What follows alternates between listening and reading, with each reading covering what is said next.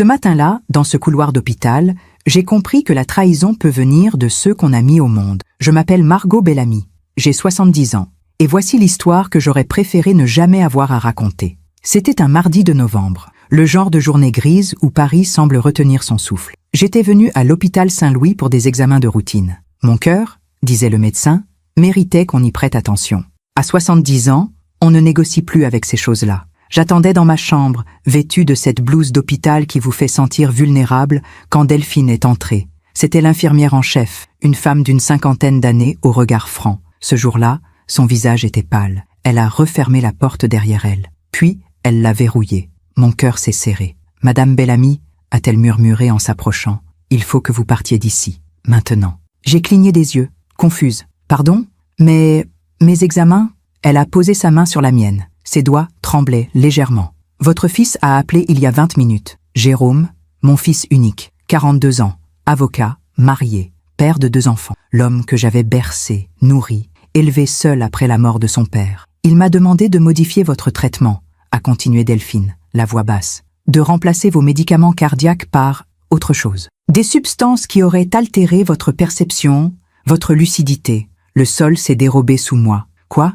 Je n'ai pas accepté, bien sûr. Mais madame, elle a sorti son téléphone de sa poche. J'ai enregistré la conversation, pour me protéger, et pour vous protéger. Ses mains tremblaient en manipulant l'écran. Puis, elle a appuyé sur lecture. La voix de Jérôme a rempli la petite chambre. Cette voix que je connaissais par cœur. Celle qui me souhaitait bonne fête le premier dimanche de juin. Celle qui m'appelait maman avec tendresse. Écoutez, Delphine, c'est une situation délicate. Ma mère commence à perdre la tête. On a remarqué des signes, des oublis, des délires. Le psychiatre pense qu'une hospitalisation s'impose, mais elle refuse d'admettre qu'elle va mal. Alors si vous pouviez ajuster les doses, juste assez pour que les symptômes soient visibles lors de l'évaluation de demain.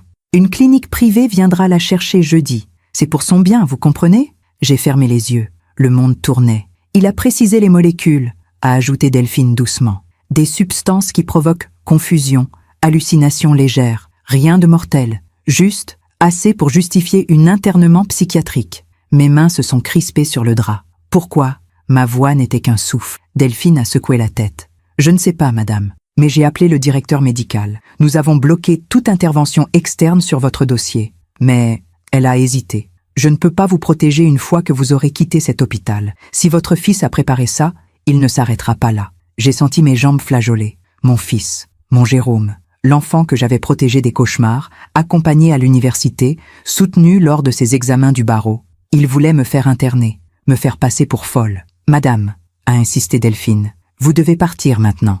Rentrez chez vous, appelez quelqu'un en qui vous avez confiance. Un avocat, un ami. Ne restez pas seul. » J'ai acquiescé mécaniquement. Mes mains tremblaient en enfilant mes vêtements. Mon manteau bleu marine, celui que Jérôme m'avait offert à Noël dernier, me semblait soudain étranger. En quittant l'hôpital, j'ai croisé mon reflet dans une vitrine. Une femme de 70 ans, élégante mais fragile. Une mère qui venait de découvrir que son propre enfant la considérait comme un obstacle à éliminer. Sur le banc de l'arrêt de bus, j'ai sorti de mon sac la seule photo que je gardais toujours avec moi. Un cliché en noir et blanc, jauni par le temps. Jérôme a 5 ans, assis sur mes genoux dans le jardin de notre ancienne maison à Versailles. Ses petites mains agrippées à mon cou, son sourire confiant. « Maman, tu seras toujours là, n'est-ce pas ?» m'avait-il demandé ce jour-là. J'avais embrassé ses cheveux. Toujours, mon trésor. Aujourd'hui, en regardant cette photo, je comprenais enfin.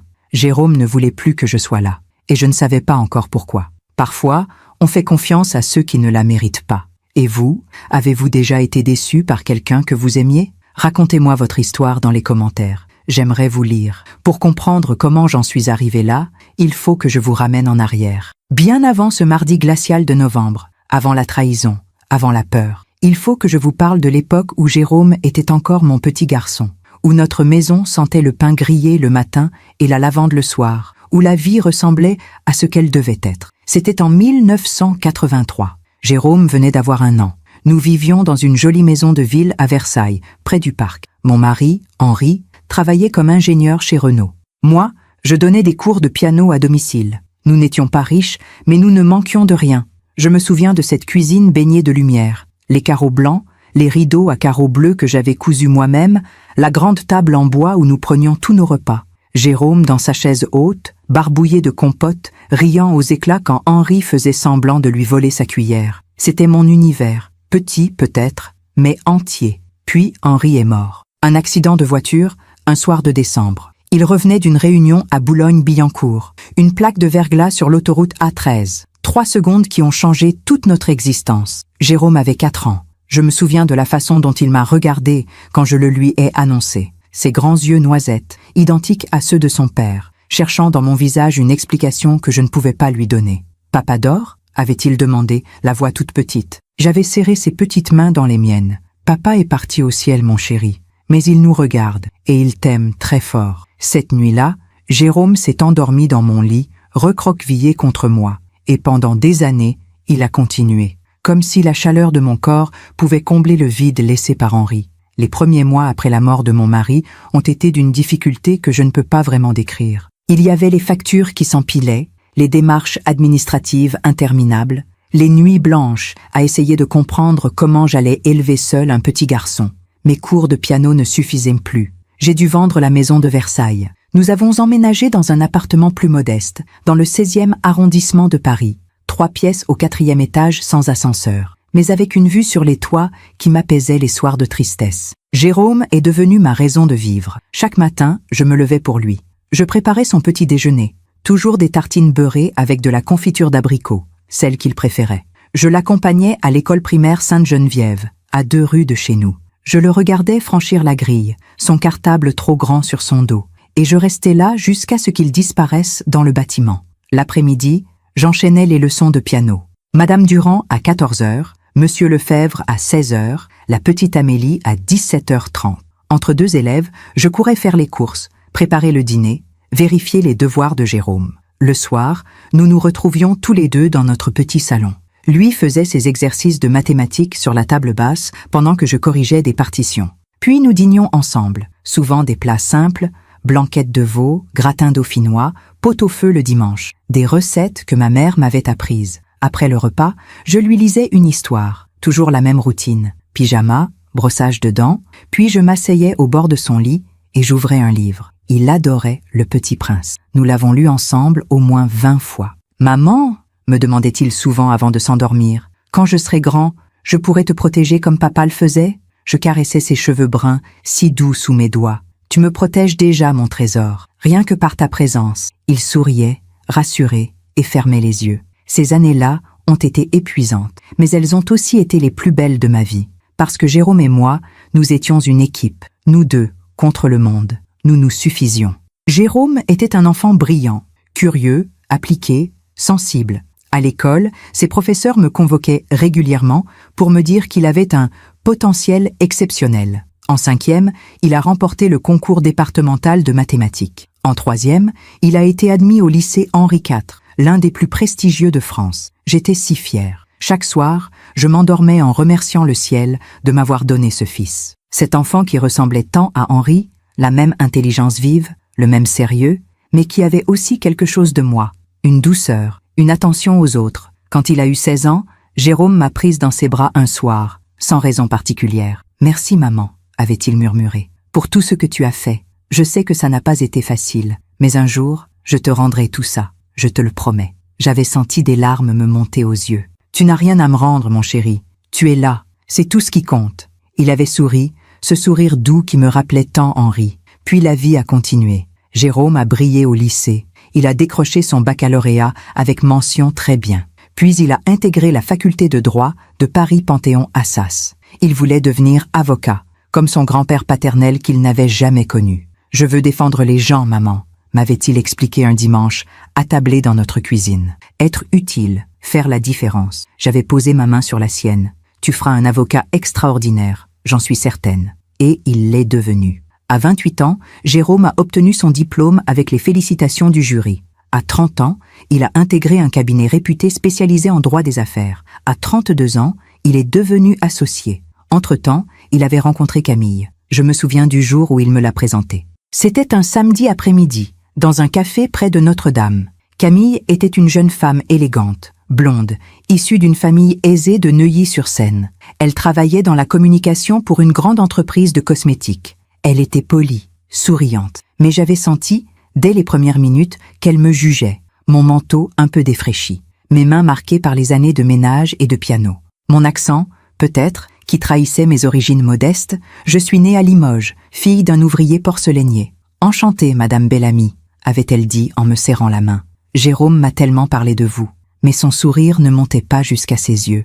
Jérôme, lui, semblait aux anges. Il la regardait comme si elle était la 8e merveille du monde, et j'ai compris ce jour-là que mon fils était en train de m'échapper. Ils se sont mariés 1 an plus tard. Une cérémonie somptueuse dans un château de la vallée de Chevreuse. 200 invités, robe de mariée signée, orchestre de jazz, feu d'artifice au-dessus de l'étang. J'étais assise au premier rang, seule, dans ma robe bleue achetée aux Galeries Lafayette. Autour de moi, la famille de Camille, ses parents, ses oncles, ses cousins, occupaient 6 tables entières. Ils parlaient fort, riaient, trinquaient. Moi, je regardais mon fils danser avec sa nouvelle épouse, et je me sentais étrangère. Après le mariage, les visites se sont espacées. Jérôme m'appelait encore, bien sûr, 1 fois par semaine, parfois 2.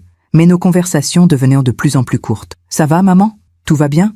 Parfait. Je suis un peu débordée, je te rappelle bientôt. » Et il rappelait, mais toujours en retard, toujours pressé. Camille et lui ont eu 2 enfants, Léa, puis Lucas, de beaux bébés que je voyais grandir par photos interposées. Jérôme me les amenait à Noël, à Pâques. Mais les visites étaient brèves. « On ne peut pas rester longtemps, maman. Camille a prévu un dîner chez ses parents. » J'acquiesçais. Je souriais. Je leur préparais des gâteaux qu'ils emportaient dans des boîtes, et je les regardais partir. Les années ont passé ainsi. Jérôme grimpait les échelons de son cabinet. Ils ont acheté un magnifique appartement avenue Foch, puis une maison secondaire dans le Luberon. Les enfants fréquentaient des écoles privées prestigieuses. Camille organisait des dîners avec des clients importants, des vernissages, des galas de charité. Moi, je continuais à donner mes cours de piano dans mon petit appartement du 16e. Mes élèves vieillissaient avec moi. Certains partaient, d'autres arrivaient. La vie coulait, tranquille, mais quelque chose s'était brisé. Ce lien qui m'unissait à Jérôme, ce lien sacré tissé dans la douleur et la tendresse, s'était effiloché sans que je comprenne vraiment comment. Un soir, j'ai ressorti la vieille photo, celle que je gardais maintenant dans mon sac. Jérôme a 5 ans, sur mes genoux, dans le jardin de Versailles. Je l'ai regardé longtemps, à la lumière de ma lampe de chevet, et j'ai pleuré, parce que je ne reconnaissais plus cet enfant dans l'homme qu'il était devenu. Mais jamais, jamais je n'aurais imaginé qu'un jour, ce fils que j'avais tant aimé voudrait m'effacer de sa vie. Pas comme ça, pas en me faisant passer pour folle. Pendant que je raconte tout cela, je me demande d'où vous m'écoutez. Écrivez le nom de votre ville en commentaire. La première fissure est apparue il y a 3 ans. Sur le moment, je ne l'ai pas vue. Ou plutôt, je n'ai pas voulu la voir. C'était un dimanche de mars. Jérôme m'avait invité à déjeuner chez lui, avenue Foch. Cela faisait plusieurs mois qu'il ne m'avait pas conviée. J'étais heureuse. J'avais mis ma plus belle robe, celle en soie grise que j'avais achetée pour le mariage de Léa, leur fille aînée qui venait d'épouser un jeune entrepreneur. En arrivant devant leur immeuble haussmannien, j'ai senti mon cœur se serrer, comme à chaque fois. Cet immeuble avec son hall de marbre, son ascenseur orné de miroirs, ses moulures dorées, tout respirait l'argent. Un monde si éloigné de mon petit 3 pièces aux meubles dépareillés. J'ai sonné. Camille m'a ouvert, impeccable dans un ensemble Chanel crème. Son sourire était poli mais froid. Margot, entrez. Elle ne m'appelait jamais « belle maman », toujours Margot, comme si notre lien de parenté la gênait. L'appartement était encore plus luxueux que dans mon souvenir. Des tableaux contemporains aux murs, un immense canapé blanc dans le salon, une vue panoramique sur l'Arc de Triomphe. Tout était parfait, trop parfait. Jérôme est sorti de son bureau.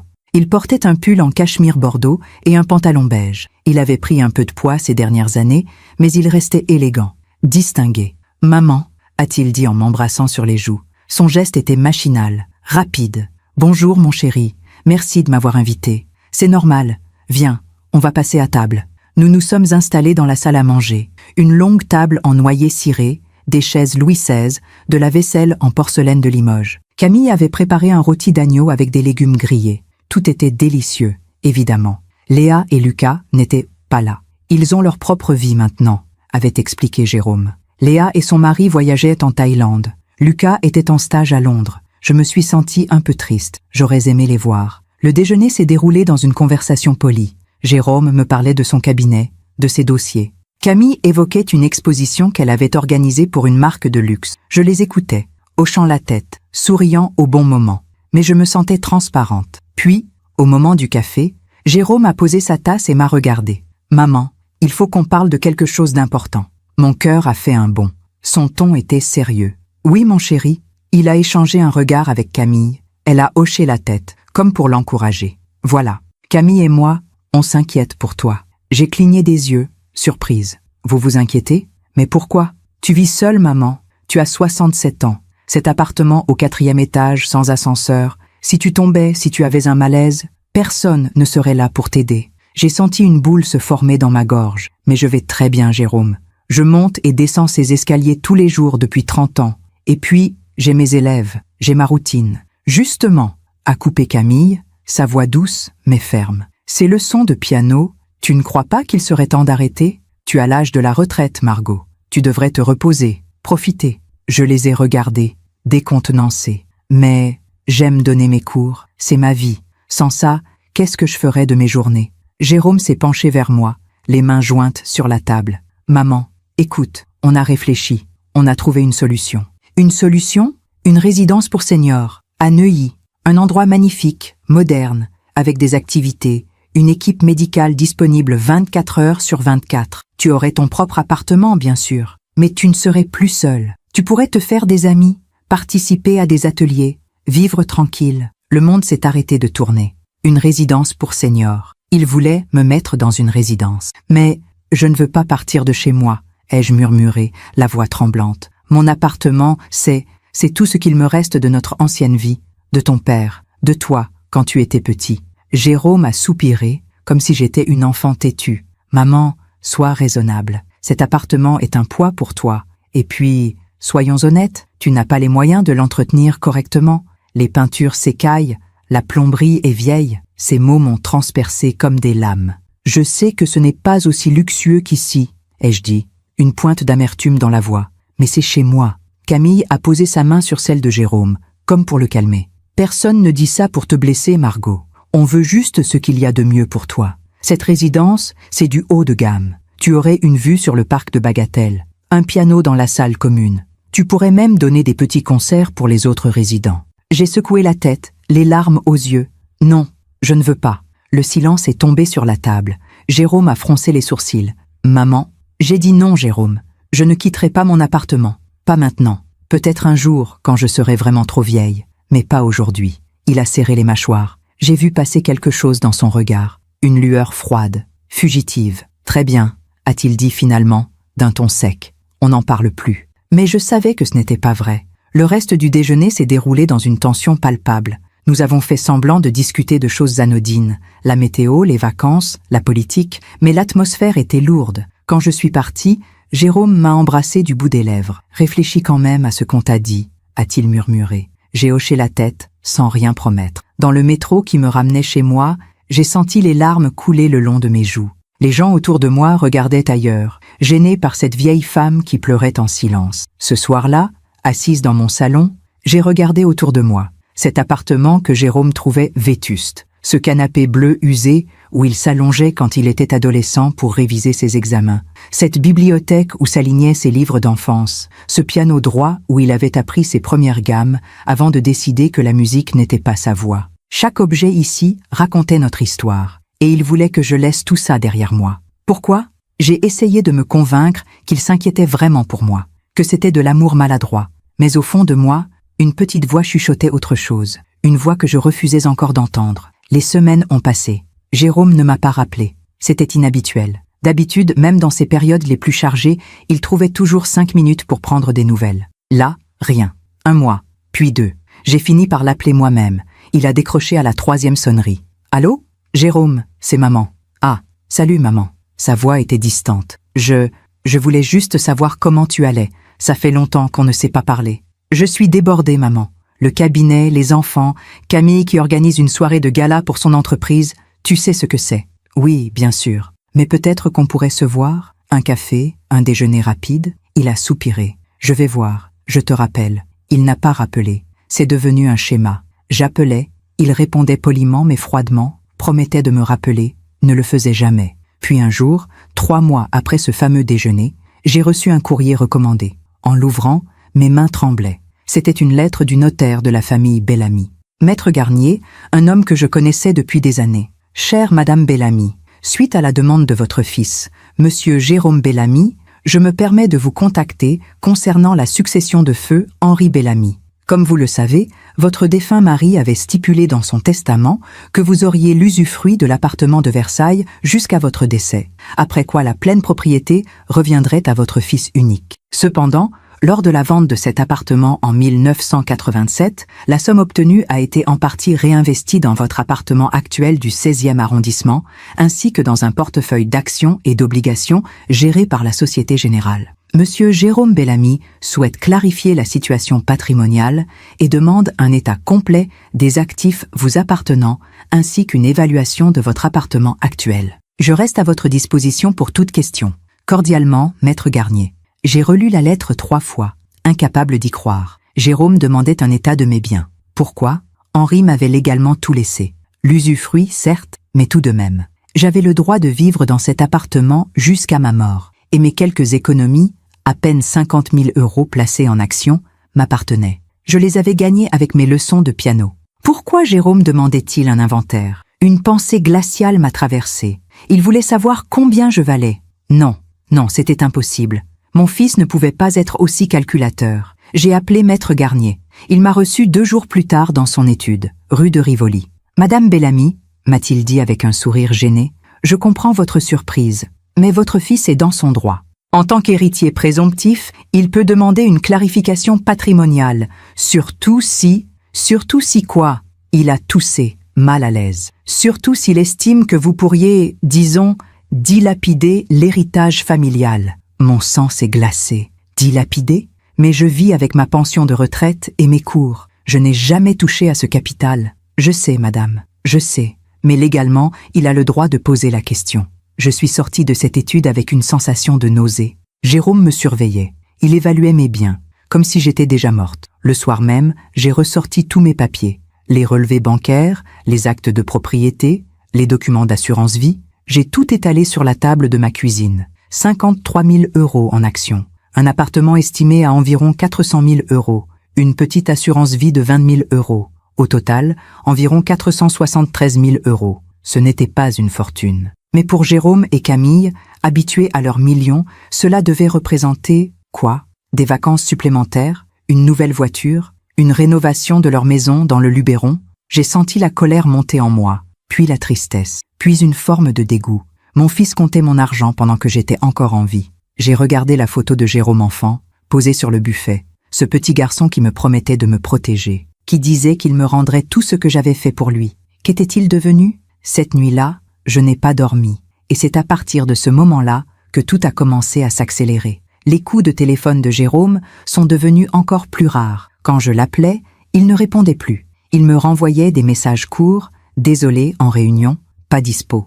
Je te rappelle. » Il ne rappelait jamais. Un jour, j'ai croisé Camille par hasard rue de Passy. Elle faisait du shopping avec une amie. Quand elle m'a vue, elle a détourné le regard et a accéléré le pas, comme si j'étais une mendiante, comme si j'étais une honte. J'ai compris, ce jour-là, que quelque chose de terrible était en train de se tramer. Mais quoi? Je ne le savais pas encore. Pas avant ce matin de novembre, dans ce couloir d'hôpital, quand Delphine m'a fait écouter cette conversation enregistrée. Là, enfin, j'ai compris. Mon fils ne voulait pas seulement mon argent. Il voulait me faire disparaître. Les jours qui ont suivi ma fuite de l'hôpital ont été les plus étranges de ma vie. Je suis rentrée chez moi ce mardi soir, tremblante, épuisée. J'ai verrouillé la porte à double tour. Puis, j'ai poussé une chaise contre la poignée, comme dans les films. C'était ridicule, je le savais. Mais j'avais peur de mon propre fils. Je me suis assise sur mon canapé, la photo de Jérôme enfant serrée entre mes mains, et j'ai pleuré. Pas des sanglots bruyants, non. Des larmes silencieuses qui coulaient sans fin, comme une source qu'on ne peut pas tarir. Comment en étions-nous arrivés là? J'ai essayé de réfléchir rationnellement. Delphine m'avait dit que Jérôme avait parlé d'une clinique privée qui devait venir me chercher le jeudi. Nous étions mardi soir. J'avais donc un peu de temps. Mais pour faire quoi? Appeler la police? Et leur dire quoi? Mon fils a essayé de me faire administrer des substances hallucinogènes pour me faire interner? Il me demanderait des preuves. J'avais l'enregistrement de Delphine, oui. Mais était-ce suffisant? Jérôme était avocat. Il trouverait un moyen de retourner la situation, de me faire passer pour une vieille femme paranoïaque. Non, je devais réfléchir. Cette nuit-là, je n'ai pas dormi. Je suis restée assise dans mon fauteuil, près de la fenêtre, regardant la rue déserte en contrebas. Chaque bruit me faisait sursauter. Un moteur de voiture, des pas dans l'escalier, une porte qui claque. À 3 heures du matin, mon téléphone a sonné. J'ai failli hurler. C'était Jérôme. Mon cœur battait si fort que je l'entendais dans mes oreilles. J'ai fixé l'écran, hypnotisé par son nom qui clignotait. Jérôme, Jérôme, Jérôme. Finalement, j'ai décroché. Allô? Ma voix tremblait. Maman. Sa voix était douce, presque inquiète. Pourquoi tu n'es pas à l'hôpital? Il savait. Évidemment qu'il savait. Je suis rentrée chez moi. Les examens sont terminés. Terminés? Il y avait une pointe d'irritation dans sa voix. Mais tu devais rester en observation jusqu'à jeudi. C'est ce que le cardiologue avait dit. Menteur. Le cardiologue ne m'avait jamais demandé de rester. C'était Jérôme qui avait tout orchestré. Je me sentais bien, ai-je répondu, essayant de garder mon calme. Je préférais rentrer. Silence à l'autre bout du fil. Maman, tu n'aurais pas dû partir comme ça. J'étais inquiet. J'ai appelé l'hôpital. Ils m'ont dit que tu étais parti sans prévenir personne. Il jouait la comédie. Le fils dévoué, inquiet pour sa pauvre maman. Je vais bien, Jérôme. Justement, non, tu ne vas pas bien. Son ton se durcissait. Maman, il faut qu'on parle sérieusement. J'ai remarqué des choses ces derniers mois. Des oublis, des comportements étranges. Mon sang s'est glacé. Quel comportement? Tu te répètes souvent. Tu oublies des rendez-vous. L'autre jour, tu m'as appelé 3 fois en 1 heure pour me raconter la même histoire. C'était faux. Complètement faux. Jérôme, Et puis cette obsession avec ton appartement, ton refus de déménager dans une résidence adaptée. Maman, tout ça, ce sont des signes. Des signes. Des signes de démence, de folie. Il construisait un dossier contre moi. Je ne suis pas folle, ai-je murmuré, la voix brisée. Personne ne dit que tu es folle. Mais tu as besoin d'aide, professionnelle. Non. Maman, j'ai dit non, Jérôme. Je vais bien. Je n'ai besoin de rien. Il a soupiré longuement, comme si j'étais un fardeau insupportable. Très bien. Mais ne viens pas te plaindre si un jour tu tombes dans tes escaliers et que personne n'est là pour t'aider. Ces mots étaient cruels, calculés. Bonne nuit, maman. Il a raccroché. Je suis restée là, le téléphone dans la main, tremblante. Il avait tout prévu. Chaque argument, chaque justification. Si jamais je parlais, si jamais je dénonçais son plan, il dirait que j'étais paranoïaque, confuse, qu'il voulait juste m'aider et que j'avais tout déformé dans ma tête malade. C'était diabolique et terriblement efficace. Les jours suivants, j'ai essayé de continuer ma vie normalement. J'ai donné mes cours de piano.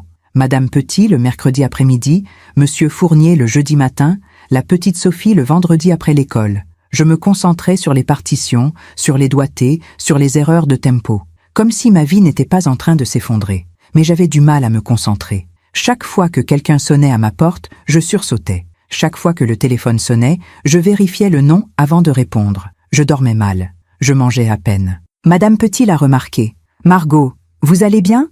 m'a-t-elle demandé un après-midi, après une leçon particulièrement ratée. « Vous semblez ailleurs. »« Je vais bien. » ai-je menti avec un sourire. Juste un peu fatiguée. Elle a hoché la tête, dubitative. Si vous avez besoin de parler, merci Geneviève, c'est gentil, mais je ne pouvais parler à personne. À qui aurais-je pu raconter ça? Qui m'aurait cru? Mon fils, avocat brillant, père de famille respectable, veut me faire interner pour toucher mon héritage plus vite. Cela sonnait comme les délires d'une vieille femme paranoïaque. Exactement ce que Jérôme voulait. Le samedi suivant, j'ai reçu la visite surprise de Camille. J'étais en train de préparer mon déjeuner, une simple omelette aux champignons, quand on a sonné à ma porte. En regardant par l'œilleton, j'ai vu son visage impeccablement maquillé. Mon cœur s'est serré. Pourquoi venait-elle? J'ai ouvert la porte. Elle m'a souri, mais ce sourire ne montait pas jusqu'à ses yeux. « Bonjour, Margot. Je passais dans le quartier, je me suis dit que j'allais prendre de vos nouvelles. » Mensonge. Camille ne passait jamais dans le 16e arrondissement sans raison.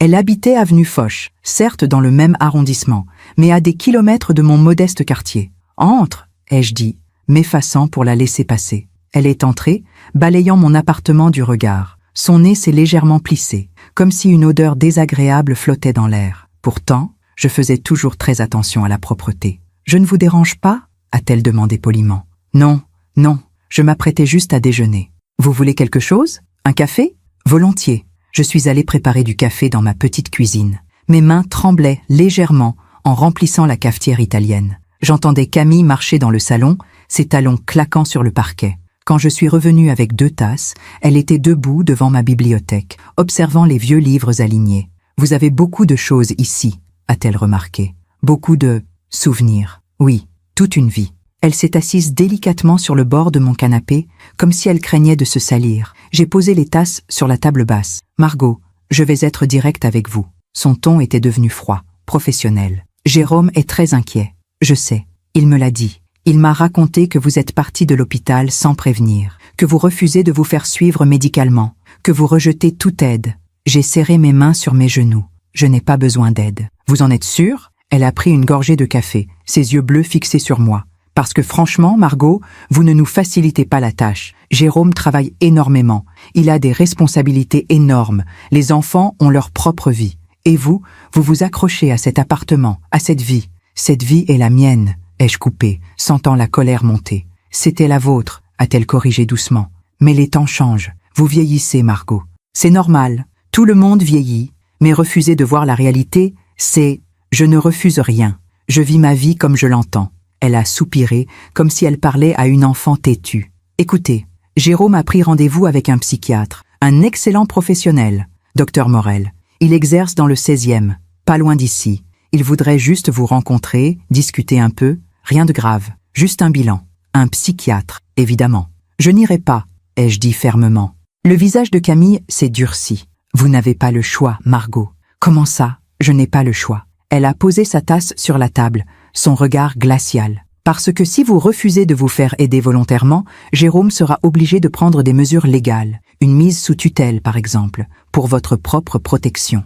Tutelle. Le mot a résonné dans ma tête comme une sentence de mort. Si Jérôme obtenait ma mise sous tutelle, il contrôlerait tous mes biens. Mon appartement, mon argent, ma vie. Je serais une prisonnière. Vous ne pouvez pas faire ça, ai-je murmuré, horrifié. Nous ne voulons pas en arriver là. Mais si vous nous y obligez, elle a haussé les épaules, faussement désolée. Jérôme est avocat, il connaît la loi. Et franchement, Margot, avec votre comportement ces derniers mois, votre isolement, vos refus répétés, votre départ impulsif de l'hôpital, un juge ne serait pas difficile à convaincre. Mes yeux se sont remplis de larmes. Pourquoi faites-vous ça? Camille a penché la tête, presque compatissante. Nous ne faisons rien de mal. Nous voulons juste que vous soyez en sécurité, que vous receviez les soins dont vous avez besoin.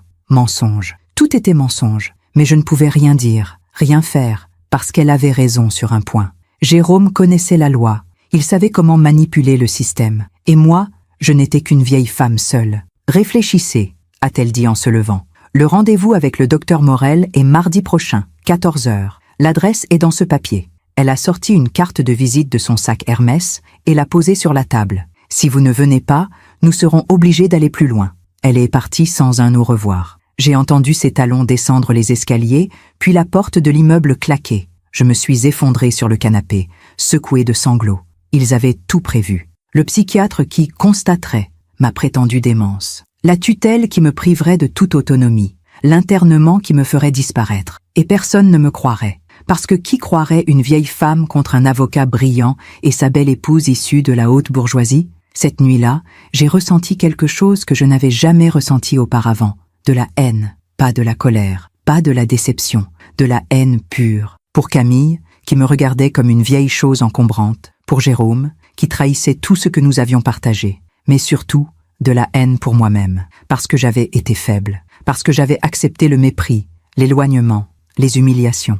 Parce que j'avais cru que l'amour maternel suffisait. Il ne suffisait pas. Il ne suffit jamais quand l'argent entre en jeu. J'ai regardé la carte du docteur Morel posée sur la table. Docteur Paul Morel, psychiatre spécialisé en gériatrie 28 rue de la Pompe, 705 016, Paris. Il voulait que j'y aille. Il voulait me piéger. Mais j'avais encore 6 jours avant ce rendez-vous. 6 jours pour réfléchir. 6 jours pour décider si j'allais me laisser détruire ou si j'allais me battre. Pendant que je raconte tout cela, je me demande d'où vous m'écoutez. Écrivez le nom de votre ville en commentaire. Le lendemain matin, dimanche, j'ai fait quelque chose que je n'avais pas fait depuis des années. Je suis allée à la messe. Pas par foi, vraiment. Plutôt par besoin de clarté, de silence. La petite église Sainte-Jeanne de Chantal, à 2 rues de chez moi, était presque vide. Quelques personnes âgées éparpillées dans les bancs. L'odeur de l'encens et des bougies. Je me suis assise au fond, les mains jointes, et j'ai essayé de prier. Mais les mots ne venaient pas. À la place, des images défilaient dans ma tête. Jérôme enfant,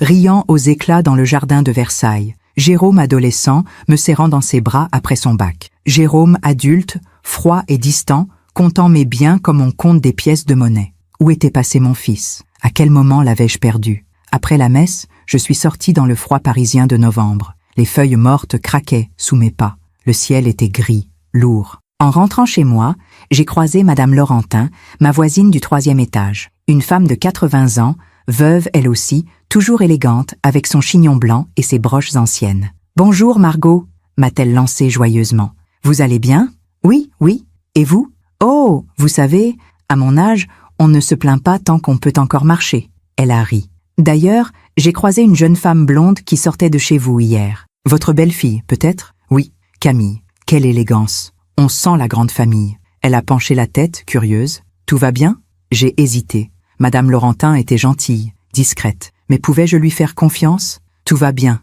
ai-je finalement dit. Merci, Madame Laurentin. » Elle a hoché la tête, pas dupe, mais trop polie pour insister. En refermant la porte de mon appartement, j'ai réalisé quelque chose. J'étais seule, complètement seule. Personne pour me défendre, personne pour me croire. Et cette solitude était exactement ce que Jérôme attendait. Les 6 jours qui me séparèrent du rendez-vous chez le docteur Morel ont été les plus intenses de ma vie. Je ne dormais presque plus. Je tournais en rond dans mon appartement, essayant de comprendre, de trouver une issue. Mon esprit fonctionnait en boucle, repassant chaque détail, chaque conversation, cherchant des indices que j'aurais manqués. Le lundi matin, j'ai pris une décision. Si Jérôme construisait un dossier contre moi, je devais construire le mien. J'avais besoin de comprendre exactement ce qui se tramait. Pourquoi maintenant ? Pourquoi cette urgence soudaine à me faire interner ? L'argent, évidemment. Mais il y avait peut-être autre chose. Je me suis souvenu d'une conversation, 6 mois auparavant. Jérôme m'avait appelé, chose rare à l'époque déjà. « Maman,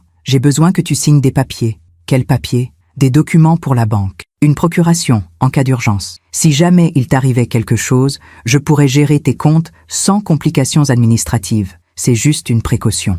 J'avais hésité. « Je ne sais pas, Jérôme.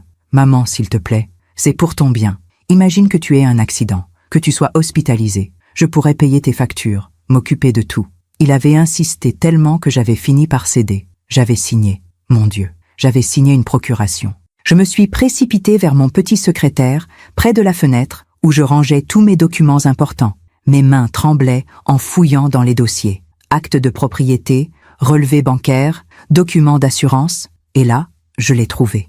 Un document de la Société Générale, daté du 23 avril de cette année. Procuration bancaire accordée à Monsieur Jérôme Bellamy pour la gestion du compte courant et du compte épargne de Madame Margot Bellamy. Ma signature était en bas, légale, officielle. J'ai senti mes jambes se dérober sous moi. Je me suis assise sur le bord de mon lit, le papier serré entre mes doigts. Jérôme avait accès à mes comptes. Il pouvait voir mes dépenses, mes économies, tout. Pire encore, avec une procuration, si j'étais déclarée inapte par un médecin, il pourrait prendre le contrôle total de mes finances sans même passer par un juge. J'avais été tellement naïve, tellement stupide. Le mardi matin, j'ai appelé ma banque. « Bonjour, je souhaiterais parler à mon conseiller, s'il vous plaît. Madame Margot Bellamy. » « Un instant, madame. » Une musique d'attente insupportable, puis une voix masculine, enjouée. « Madame Bellamy, Monsieur Renard à l'appareil. Comment allez-vous ? » ?»« Bonjour, Monsieur Renard. J'aurais une question concernant ma procuration bancaire. »« Oui, bien sûr. Celle accordée à votre fils ? » ?»« Exactement. Est-ce qu'il l'a utilisée récemment ?» Silence à l'autre bout du fil. « Madame, je ne peux pas vous donner ce genre d'informations par téléphone. Nous devons respecter la confidentialité. »« C'est mon compte, » ai-je coupé, la voix tremblante. « J'ai le droit de savoir. » »« Bien sûr. Mais pour cela, il faudrait que vous veniez en agence, avec une pièce d'identité. »« Très bien. Je viens cet après-midi. »« Parfait. Je vous attends vers 14h. » 14h. J'ai raccroché, le cœur battant. L'agence de la Société Générale se trouvait avenue Mozart, à 10 minutes à pied de chez moi. J'y suis arrivé un peu avant 14h, emmitouflé dans mon manteau bleu marine, mon sac serré contre moi comme un bouclier. Monsieur Renard m'a reçu dans son bureau, un petit espace vitré au fond de l'agence. C'était un homme d'une 50aine d'années, bedonnant, avec des lunettes rondes et un sourire professionnel. « Alors, Madame Bellamy, que puis-je faire pour vous ? Je veux savoir si mon fils a utilisé la procuration que je lui ai donnée. Et si oui, pourquoi ? » Il a tapoté sur son clavier, ses yeux scrutant l'écran. « Voyons voir. Ah oui. Monsieur Jérôme Bellamy a effectivement accédé à vos comptes à plusieurs reprises ces derniers mois. » Mon estomac s'est noué. « Plusieurs reprises ? Oui. Il a consulté vos relevés en juin, août et il a plissé les yeux. La semaine dernière. la semaine dernière, juste avant ma visite à l'hôpital. A-t-il fait des retraits? Des virements? Monsieur Renard a secoué la tête. Non, non, juste des consultations. Il a regardé vos soldes, vos mouvements, mais il n'a effectué aucune transaction. Pas encore, parce qu'il attendait. Il attendait que je sois déclarée inapte, ou internée, ou morte. Monsieur Renard, je veux révoquer cette procuration, immédiatement. Il a cligné des yeux, surpris. Vous en êtes sûre? Absolument certaine. Très bien, je vais préparer les documents. Vous devrez signer ici et... Il s'est arrêté net, fixant son écran. Ah, quoi? Il y a une note sur votre dossier. Mon sang s'est glacé. Quel genre de note? Il a eu l'air embarrassé. Une note ajoutée par votre fils il y a 3 semaines. Il nous a informé que vous présentiez des signes de troubles cognitifs. Qu'il fallait être vigilant si vous veniez en agence et demandiez des opérations inhabituelles. Le monde s'est effondré autour de moi. Des troubles cognitifs? Mais je n'ai aucun trouble. Monsieur Renard a levé les mains, apaisant. Je comprends, madame. Mais vous comprenez aussi que nous devons prendre ce genre d'alerte au sérieux. Votre fils est avocat. Il est votre procureur bancaire. C'est un mensonge. Ai-je coupé, la voix brisée. Il ment. Il veut me faire passer pour folle pour prendre mon argent. Monsieur Renard m'a regardé avec une expression qui m'a transpercé. De la pitié. Il ne me croyait pas. Il pensait que j'étais paranoïaque. Exactement ce que Jérôme voulait. Madame Bellamy, a-t-il dit doucement, je vais quand même traiter votre demande de révocation. Mais comprenez que si votre fils conteste cette décision, nous devrons peut-être demander un certificat médical attestant de votre capacité juridique. Un certificat médical, c'est la procédure standard dans ce genre de situation. J'ai serré les poings sous la table. Jérôme avait tout verrouillé. Si je révoquais la procuration, il demanderait une expertise médicale. Si je refusais l'expertise, cela confirmerait que j'avais quelque chose à cacher. Et si j'acceptais, il utiliserait le docteur Morel ou n'importe quel médecin qu'il avait déjà soudoyé pour me déclarer inapte. J'étais coincé. Laissez tomber, ai-je murmuré. Oh, pardon? Laissez tomber la révocation. Je vais en parler avec mon fils d'abord. Monsieur Renard a hoché la tête, soulagé. C'est sans doute plus sage. Une affaire de famille, ça se règle en famille. Je suis sorti de cette agence avec l'impression d'avoir été giflé. En rentrant chez moi, j'ai croisé le facteur dans l'escalier. Il m'a tendu une enveloppe. Recommandée pour vous, Madame Bellamy. J'ai signé le reçu, les mains tremblantes. Une fois dans mon appartement, j'ai ouvert l'enveloppe. C'était une lettre d'un cabinet d'avocats, pas celui de Jérôme. Un autre, Maître Constance Dufresne, spécialisée en droit de la famille. Chère Madame Bellamy, j'ai été mandatée par Monsieur Jérôme Bellamy pour vous informer d'une demande de mise sous protection judiciaire. Compte tenu de votre état de santé et de vos difficultés à gérer votre quotidien, votre fils souhaite engager une procédure de curatelle renforcée, avec possibilité d'évolution vers une tutelle complète si votre situation se détériore. Cette démarche est motivée par un souci légitime de protection de vos intérêts personnels et patrimoniaux. Une audience préliminaire est prévue le 8 décembre prochain au tribunal judiciaire de Paris. Votre présence est obligatoire. Un expert psychiatre sera désigné par le juge pour évaluer votre capacité de discernement. Nous restons à votre disposition pour toute question. Cordialement, Maître Constance Dufresne. Le 8 décembre, dans 3 semaines, Jérôme avait déjà lancé la procédure. Il ne m'avait rien dit. Il agissait dans mon dos. Mes jambes ont cédé. Je me suis effondré sur le canapé, la lettre serrée contre ma poitrine. C'était fini. Il allait gagner. J'allais perdre mon appartement, mon argent, ma liberté. J'allais finir mes jours dans une institution, drogué, oublié, et personne ne m'aiderait. Cette nuit-là, je n'ai pas dormi. Je suis restée assise dans mon fauteuil, près de la fenêtre, regardant les lumières de Paris scintiller dans le noir. J'ai pensé à Henri, à ce qu'il dirait s'il était encore là. Lui qui m'avait toujours protégé, lui qui adorait Jérôme. Qu'est-ce qui avait transformé notre fils en ce monstre froid et calculateur? L'argent? Camille? Ou quelque chose de plus profond? Une blessure que je n'avais jamais vue? À 5 heures du matin, j'ai pris une décision. Je n'irai pas au rendez-vous chez le docteur Morel. Je n'irai pas me jeter dans la gueule du loup. Mais je ne resterai pas non plus passive. Si Jérôme voulait la guerre, il l'aurait. Mais je ne me laisserai pas faire sans me battre. J'ai sorti mon carnet d'adresses, un vieux carnet en cuir jauni par les années, et j'ai cherché un nom. Maître Étienne Garnier, le notaire de la famille, celui-là même qui m'avait envoyé la lettre concernant l'inventaire patrimonial. Peut-être pouvait-il m'aider, ou du moins, peut-être pourrait-il me dire la vérité. Le mercredi matin, j'ai appelé l'étude de Maître Garnier. Cabinet Garnier, bonjour. Bonjour, je souhaiterais prendre rendez-vous avec Maître Garnier. C'est urgent. Votre nom, s'il vous plaît? Margot Bellamy. Silence à l'autre bout du fil. Un instant, madame. Une attente interminable. Puis la secrétaire est revenue. Maître Garnier peut vous recevoir cet après-midi. 16 heures. Cela vous convient? Parfaitement. Très bien.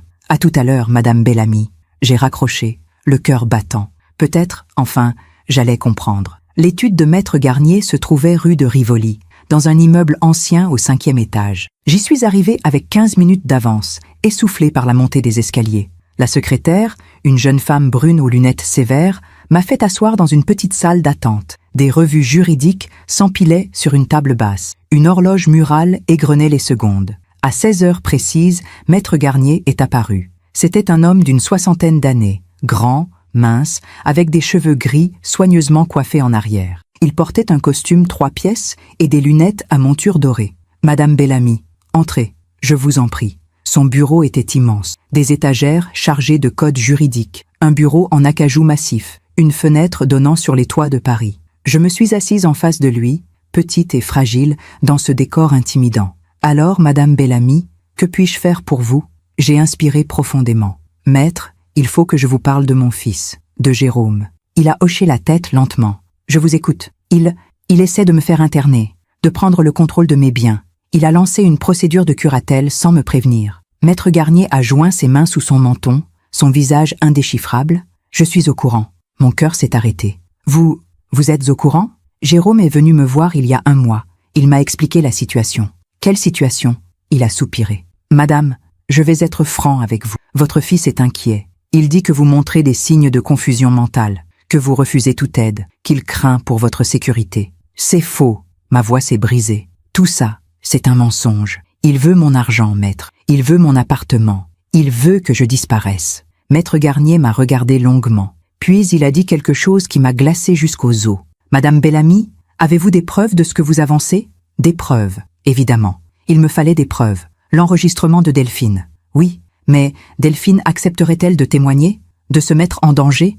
J'ai un enregistrement d'une conversation téléphonique où Jérôme demande à une infirmière de modifier mon traitement pour me faire paraître confuse. Maître Garnier a haussé les sourcils. Vraiment? Oui. Puis-je l'entendre? Je ne l'ai pas sur moi. Mais l'infirmière peut témoigner. Et acceptera-t-elle? J'ai baissé les yeux. Je ne savais pas. Maître Garnier s'est penché en avant, sa voix douce mais ferme. « Madame Bellamy, je comprends que cette situation soit difficile pour vous, mais vous devez comprendre quelque chose. Jérôme est votre fils. Il est avocat. Il a une réputation irréprochable. Et vous? Et moi? Vous êtes une femme de 70 ans, vivant seule, qui refuse l'aide qu'on lui propose, qui a quitté un hôpital sans prévenir, qui accuse son propre fils de complot. » Il n'a pas eu besoin de finir sa phrase. Je comprenais. Aux yeux du monde, c'était moi, la folle, pas Jérôme. « Maître, ai-je supplié, vous me connaissez depuis des années. Vous avez géré la succession de mon mari. Vous savez qui je suis. Oui, et c'est précisément pour cela que je vous donne ce conseil. N'entrez pas en guerre contre votre fils. Vous perdrez. » Ces mots m'ont frappé comme des coups de poing. Alors je dois accepter, me laisser interner, perdre tout ce que j'ai? Il a détourné le regard, mal à l'aise. Je vous suggère de coopérer, d'accepter le suivi psychiatrique, de montrer que vous êtes raisonnable. Si vous vous opposez frontalement, le juge pensera que vous êtes effectivement confuse, que vous avez besoin de protection.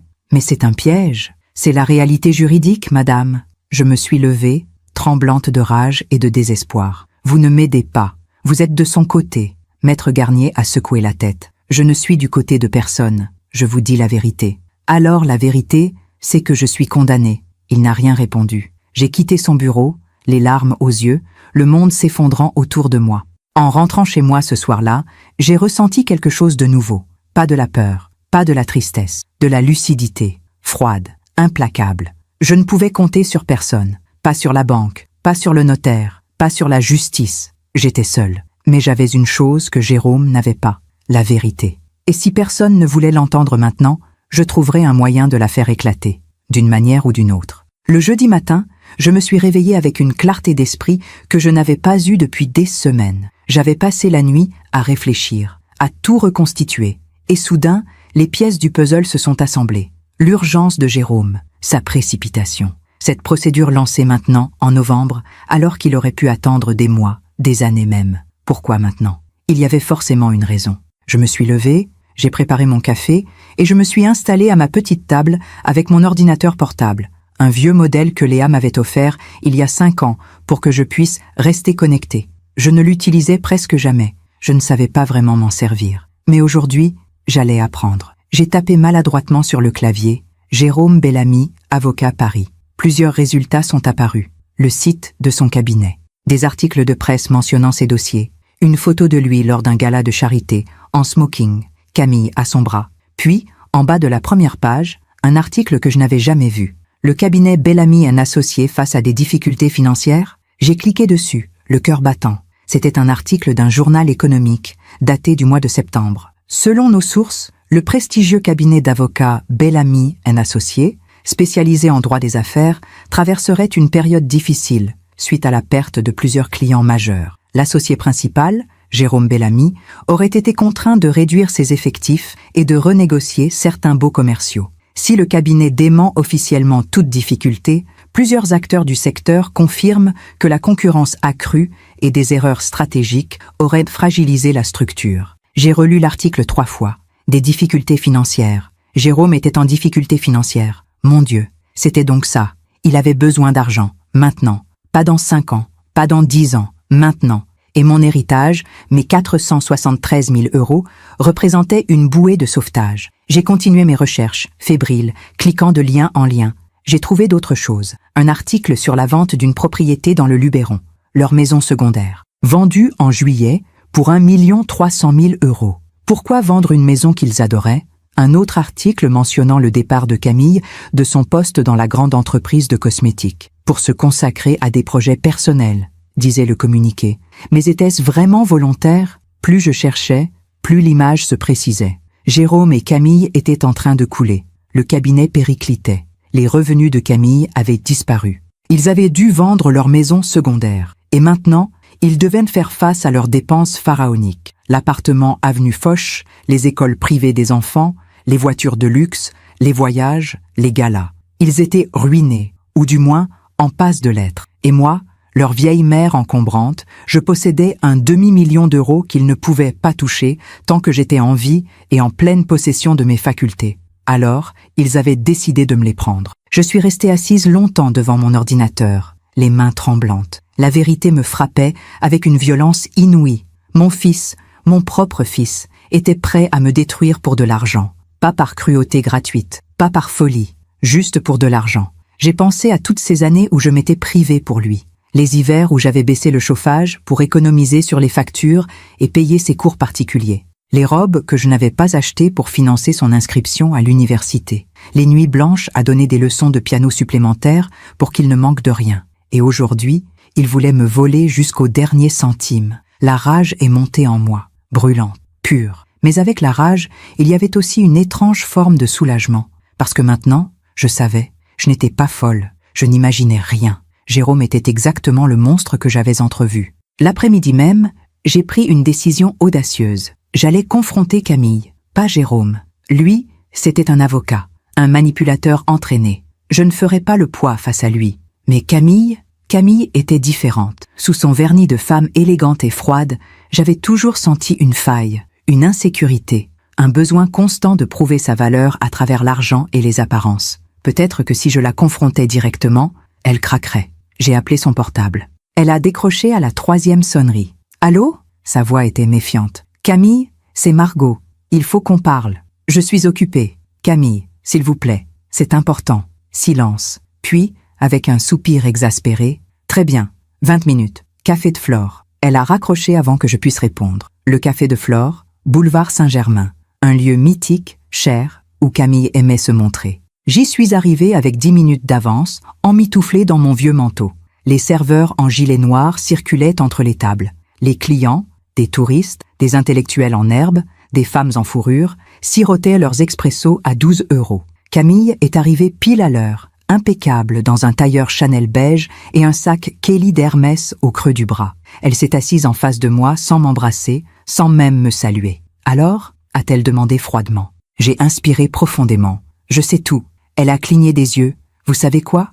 Les difficultés financières de Jérôme, la vente de votre maison dans le Luberon, votre départ forcé de votre entreprise. » Son visage s'est imperceptiblement crispé. Je ne vois pas de quoi vous parlez. Arrêtez de mentir, Camille.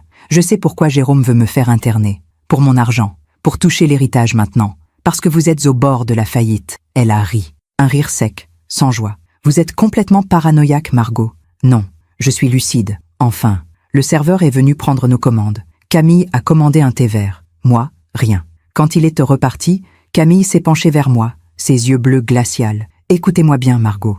Oui, nous avons eu quelques difficultés. Tous les entrepreneurs en ont. Mais nous nous en sortons très bien. Et franchement, vos 400 000 € ne changeraient rien à notre vie. 473 000, ai-je corrigé. Elle a souri, un sourire cruel. Vous voyez, vous comptez, comme si cet argent avait une importance. Il en a pour vous, manifestement. Pas du tout. Elle a pris une gorgée de thé, affectant l'indifférence. Mais je vais vous dire quelque chose que vous refusez d'admettre, Margot. Vous vieillissez. Vous êtes seule. Vous vivez dans un appartement vétuste. Vous n'avez aucun ami, aucune vie sociale. Vos seuls contacts humains sont vos élèves de piano, qui viennent par pitié. Chaque mot était une gifle. Jérôme veut vous aider, vous offrir une vie meilleure, une résidence où vous seriez entouré, soigné. Mais vous, par orgueil stupide, vous refusez. Ce n'est pas de l'orgueil, c'est ma liberté. Votre liberté? Elle a ri à nouveau. Vous appelez ça une liberté? Vivre recroquevillé dans votre passé, accroché à des souvenirs qui n'intéressent personne? Il m'intéresse, moi. Justement, vous, toujours vous. Vous n'avez jamais pensé à Jérôme, à ce qu'il ressent?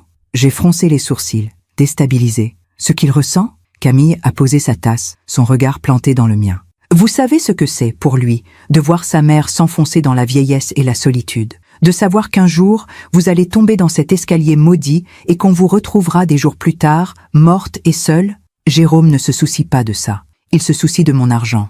Vous êtes pathétique. Sa voix s'était durcie. Vous ne voyez pas l'amour de votre fils parce que vous êtes aveuglé par votre égoïsme. L'amour? J'ai senti ma voix trembler. Et Camille? Il a essayé de me faire droguer dans un hôpital. Il a lancé une procédure de mise sous tutelle sans me prévenir. Il a contacté ma banque pour me faire passer pour folle. C'est ça l'amour? Elle m'a regardé longuement. Puis elle a dit quelque chose qui m'a glacée. Vous n'avez aucune preuve de tout ça. J'ai un enregistrement. Ah oui? Et où est-il, cet enregistrement? Vous l'avez sur vous? Vous pouvez le produire devant un juge? Je n'ai rien répondu. Parce que l'enregistrement était sur le téléphone de Delphine. Et je n'étais même pas sûre qu'elle accepterait de témoigner. Camille a souri, victorieuse. Vous voyez, vous n'avez rien, juste des accusations vagues, des théories du complot. Exactement ce qu'une personne atteinte de troubles mentaux dirait. Elle s'est levée, a posé un billet de 20 € sur la table. Le rendez-vous chez le docteur Morel, c'est mardi prochain. Si vous ne venez pas, nous passerons directement par le juge. Et croyez-moi, Margot, vous perdrez. Parce que vous êtes seule, parce que personne ne vous croira. Et parce que Jérôme a tous les atouts en main. Elle a enfilé son manteau, a saisi son sac Hermès. Réfléchissez bien. Vous pouvez coopérer et finir vos jours dans une jolie résidence avec des soins et un peu de dignité. Ou vous pouvez vous battre et finir interné de force dans un hôpital psychiatrique public. À vous de choisir. Elle est partie sans un regard en arrière. Je suis restée seule à cette table, sous le regard curieux des autres clients, les larmes coulant silencieusement sur mes joues. En rentrant chez moi ce soir-là, j'ai compris quelque chose de fondamental. Camille avait raison sur un point. Je n'avais aucune preuve solide. L'enregistrement de Delphine, elle pouvait le nier, dire qu'il était truqué, ou simplement refuser de témoigner. Les articles sur les difficultés financières de Jérôme, ils ne prouvaient rien. Beaucoup d'entreprises traversent des moments difficiles, sans pour autant commettre des crimes. La procédure de mise sous tutelle, légale, justifiée aux yeux de la loi par les inquiétudes légitimes d'un fils aimant. Je n'avais rien. Rien qu'une vieille femme pourrait opposer à un avocat brillant et une épouse issue de la haute bourgeoisie. Mais alors, en posant mon sac sur le canapé, mon regard est tombé sur quelque chose. Une enveloppe, glissée sous ma porte. Je l'ai ramassée, le cœur battant. Pas de timbre, pas d'adresse, juste mon nom, écrit à la main. Margot Bellamy. J'ai ouvert l'enveloppe avec des doigts tremblants. À l'intérieur, une simple feuille de papier pliée en deux, et dessus, un message tapé à l'ordinateur. Madame Bellamy, je travaille au cabinet de votre fils depuis 3 ans. Je sais ce qu'il vous fait. Ce n'est pas la première fois. Il y a 2 ans, il a fait la même chose avec un client âgé qui refusait de vendre sa propriété. Il l'a fait déclarer inapte, a pris le contrôle de ses biens et l'a placé en EHPAD contre son gré. Le client est mort 6 mois plus tard. Je ne peux pas témoigner publiquement. J'ai une famille. Mais je peux vous aider. Si vous voulez des preuves, retrouvez-moi samedi 15h, square des Batignolles, banque près de la Fontaine. Venez seul. Déchirez cette lettre après l'avoir lue. Pas de signature. Je suis resté pétrifié. La lettre entre les mains. Quelqu'un savait. Quelqu'un du cabinet de Jérôme savait ce qu'il faisait. Et cette personne voulait m'aider. Était-ce un piège? Possible. Mais c'était aussi ma seule chance. Cette nuit-là, j'ai à peine dormi. Je tournais et retournais dans mon lit, l'esprit en ébullition. Qui avait écrit cette lettre? Un employé du cabinet? Un associé? Quelqu'un qui en avait assez de voir Jérôme agir ainsi? Et surtout, devais-je y aller? Si c'était un piège, si Jérôme avait orchestré ça pour me faire paraître encore plus paranoïaque, j'étais fichu. Mais si c'était réel, si j'avais enfin une preuve, alors je pourrais me défendre. Je pourrais dévoiler la vérité. Au petit matin, j'ai pris ma décision. J'irais au rendez-vous, parce que je n'avais plus rien à perdre. Le vendredi, j'ai essayé de vivre normalement. J'ai donné mes cours de piano, j'ai fait mes courses, j'ai cuisiné une blanquette de veau que je n'ai presque pas touchée. Mais mon esprit était ailleurs. Samedi, 15h, square des Batignolles. Le soir, j'ai ressorti la photo de Jérôme enfant. Je l'ai regardé longtemps, à la lumière de ma lampe de chevet. Ce petit garçon aux yeux innocents, ce petit garçon qui me promettait de me protéger. Qu'était-il devenu? Où était passée son âme? Était-elle morte quand son père est mort? Ou l'avais-je tué moi-même, sans m'en rendre compte, en l'élevant seul, en lui donnant trop d'amour, trop d'attention, trop de sacrifices? Peut-être qu'il m'en voulait, peut-être qu'il m'avait toujours détesté au fond, pour l'avoir privé d'un père, pour l'avoir étouffé sous mon affection, pour avoir été pauvre quand il rêvait de richesse. Ou peut-être qu'il était juste devenu ce que tant d'hommes deviennent, quelqu'un pour qui l'argent compte plus que l'amour. Je ne le saurais jamais. Mais demain, j'aurai peut-être les moyens de l'arrêter. Je me demande encore si j'ai fait le bon choix. Et vous, qu'auriez-vous fait à ma place? Le samedi matin, je me suis réveillée avant l'aube. Mon corps tremblait. Pas de froid, mais d'une tension nerveuse qui m'oppressait la poitrine. J'avais à peine dormi 2 heures. Des cauchemars m'avaient réveillée plusieurs fois. Des rêves où Jérôme me poursuivait dans des couloirs blancs d'hôpital, où Camille riait en me montrant du doigt, où je tombais dans un vide sans fin. Je me suis levée, j'ai préparé du café. Mes mains tremblaient tellement que j'ai renversé la moitié du sucre sur le comptoir. 15h, square des Batignolles. 5 heures à attendre. J'ai essayé de m'occuper. J'ai rangé mon appartement, déjà impeccable. J'ai feuilleté un vieux livre sans lire un seul mot. J'ai regardé par la fenêtre, observant les passants qui marchèrent dans la rue, insouciants, vivant leur vie normale. À 13h, je me suis habillée. Un pantalon gris foncé, un pull en laine noire, mon manteau bleu marine. J'ai mis la photo de Jérôme enfant dans mon sac, sans trop savoir pourquoi, comme un talisman, ou peut-être comme un rappel de ce que j'avais perdu. J'ai quitté mon appartement à 14h, en avance. Je voulais repérer les lieux, m'assurer que ce n'était pas un piège. Le square des Batignolles est un petit parc public, dans le 17e arrondissement, pas très loin de chez moi, 20 minutes en métro. Un endroit tranquille, avec des allées bordées d'arbres, une pièce d'eau, des bancs où les vieux venaient nourrir les canards. J'y suis arrivé à 14h30. Le parc était presque désert. Quelques joggeurs, une maman avec une poussette, un homme âgé qui lisait son journal sur un banc. J'ai trouvé la fontaine mentionnée dans la lettre. Une petite fontaine en pierre au centre d'un espace circulaire. Et juste à côté, un banc en bois. Je me suis assise, le cœur battant, et j'ai attendu. 14h45, 14h50. Personne. À 14h55, j'ai commencé à paniquer. C'était un piège, évidemment. Jérôme avait tout orchestré pour me faire venir ici, seul. Et ensuite, il dirait que j'avais des comportements erratiques, que je rencontrais des inconnus dans des parcs. Puis, à 15h précises, quelqu'un s'est assis à côté de moi. Un jeune homme, 30 ans, peut-être 35. Costume sombre, écharpe grise, cheveux châtains coupés courts, des lunettes rondes qui lui donnaient un air sérieux. Il n'a pas tourné la tête vers moi. Il a sorti son téléphone, comme s'il consultait ses messages. Puis il a parlé, à voix basse. « Ne me regardez pas, faites comme si on ne se parlait pas. » Mon cœur a bondi dans ma poitrine. « Qui êtes-vous » ai-je murmuré. « Je m'appelle Thomas. Je suis juriste au cabinet de votre fils depuis 3 ans. Pourquoi voulez-vous m'aider » Il a hésité, les yeux fixés sur son téléphone. Parce que ce que fait Jérôme Bellamy est criminel, et parce que je ne peux plus me taire. J'ai senti des larmes me monter aux yeux. Enfin, quelqu'un me croyait. « Dans votre lettre, vous avez parlé d'un autre client, Monsieur Bernard Lemoine, » a coupé Thomas. 79 ans, propriétaire d'un immeuble de rapport dans le Marais, estimé à 3 millions d'euros. Il refusait de vendre. Jérôme représentait un promoteur qui voulait racheter l'immeuble. Et alors, Thomas a serré son téléphone plus fort. Jérôme a monté un dossier pour faire déclarer Monsieur Lemoine mentalement inapte. Il a payé un psychiatre complaisant. Il a manipulé des témoignages. Et il a obtenu une mise sous tutelle. Ensuite, en tant que tuteur légal, parce que Monsieur Lemoine n'avait pas de famille, Jérôme a vendu l'immeuble. Pour 2,8 millions, bien en dessous de sa valeur réelle, au promoteur qui l'avait mandaté. Mon sang s'est glacé. Monsieur Lemoine a protesté, bien sûr. Mais qui écoute un vieillard placé sous tutelle?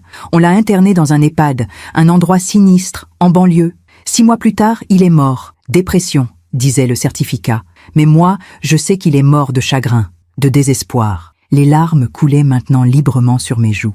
Vous avez des preuves? Oui, des documents internes, des emails, des enregistrements de conversations entre Jérôme et le psychiatre. Tout. Alors pourquoi ne pas les avoir donnés à la police? Thomas a enfin tourné légèrement la tête vers moi. Ses yeux, derrière ses lunettes, étaient emplis de honte. Parce que j'ai peur. Jérôme Bellamy est un homme puissant. Il a des relations partout.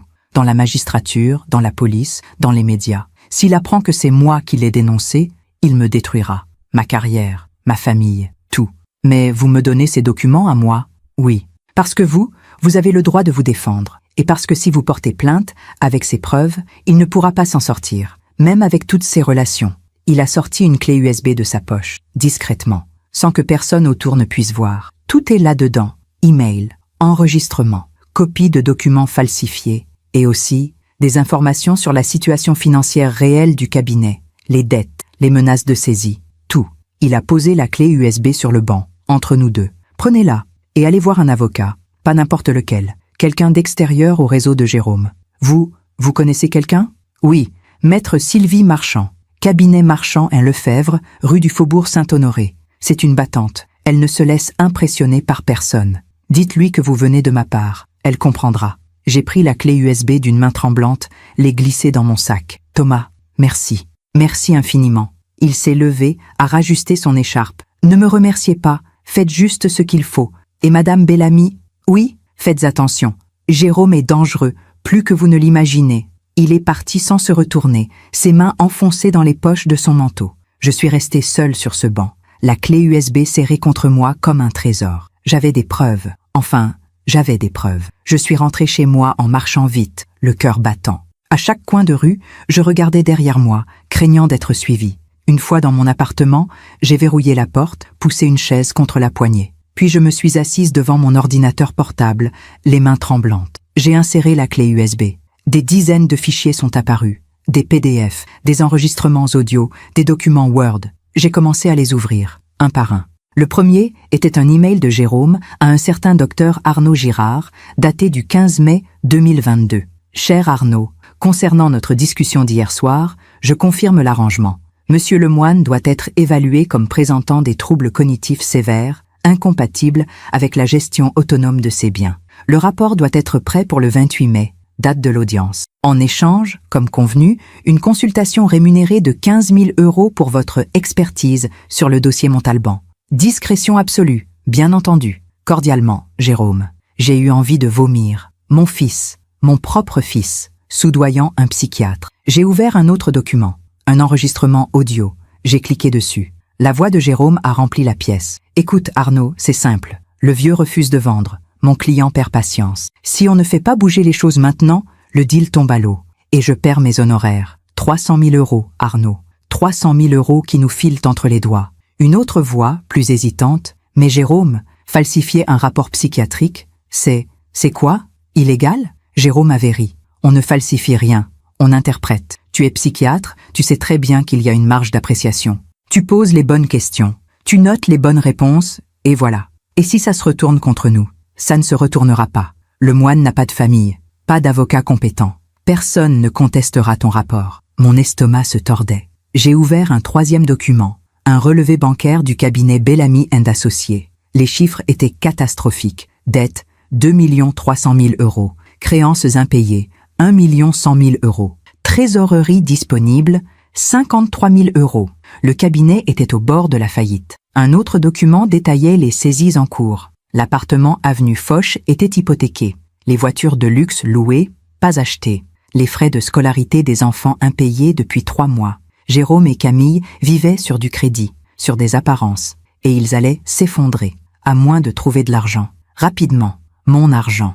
J'ai passé toute la soirée à éplucher les documents. Plus je lisais, plus l'horreur grandissait. Jérôme n'était pas seulement un fils ingrat, c'était un escroc, un criminel. Il avait détruit Monsieur Lemoine pour 300 000 € d'honoraires. Et maintenant, il s'apprêtait à me détruire, moi, sa propre mère, pour 473 000 € d'héritage. À 23 heures, mon téléphone a sonné. Jérôme. J'ai fixé l'écran, paralysé. Devais-je répondre? Finalement, j'ai décroché. Allô? Maman. Sa voix était douce. Trop douce. Comment vas-tu? Je vais bien. Tu n'es pas venu au rendez-vous chez le docteur Morel mardi dernier. Mardi dernier. J'avais complètement oublié. J'étais occupée. Occupée. Il y avait une pointe d'agacement dans sa voix. Maman, nous en avons déjà parlé. Ce rendez-vous était important. Je sais. Pardon. J'ai repris rendez-vous pour lundi prochain.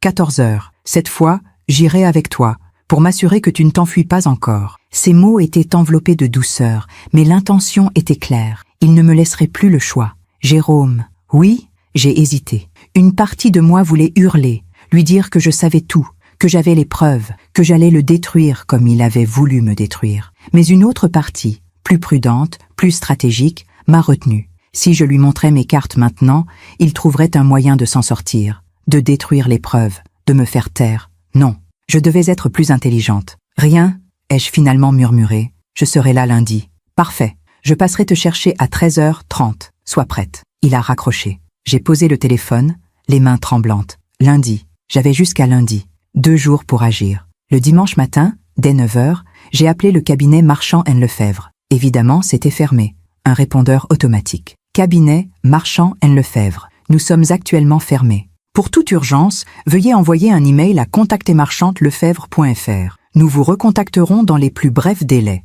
J'ai envoyé un email, les doigts tremblants sur le clavier. Madame Marchand, je m'appelle Margot Bellamy. J'ai 70 ans.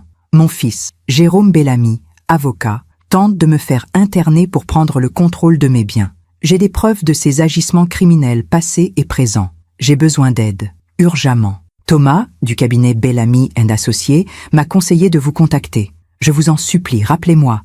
Margot Bellamy. Téléphone 06 XI 20 20 20. J'ai cliqué sur « Envoyer ». Le cœur serré. Maintenant, il ne me restait plus qu'à attendre. L'attente a été insupportable. Dimanche est passé dans un brouillard d'angoisse. Je ne mangeais pas, je ne dormais pas. Je tournais en rond dans mon appartement, sursautant à chaque bruit. Mon téléphone restait obstinément silencieux. À 18h, toujours rien. À 20h, rien.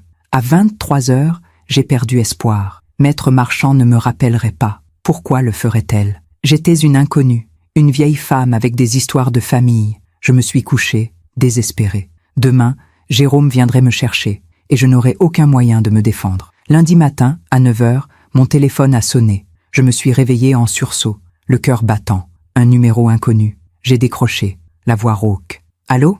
Madame Bellamy? Maître Sylvie Marchand à l'appareil. J'ai failli pleurer de soulagement. Maître, merci. Merci de me rappeler.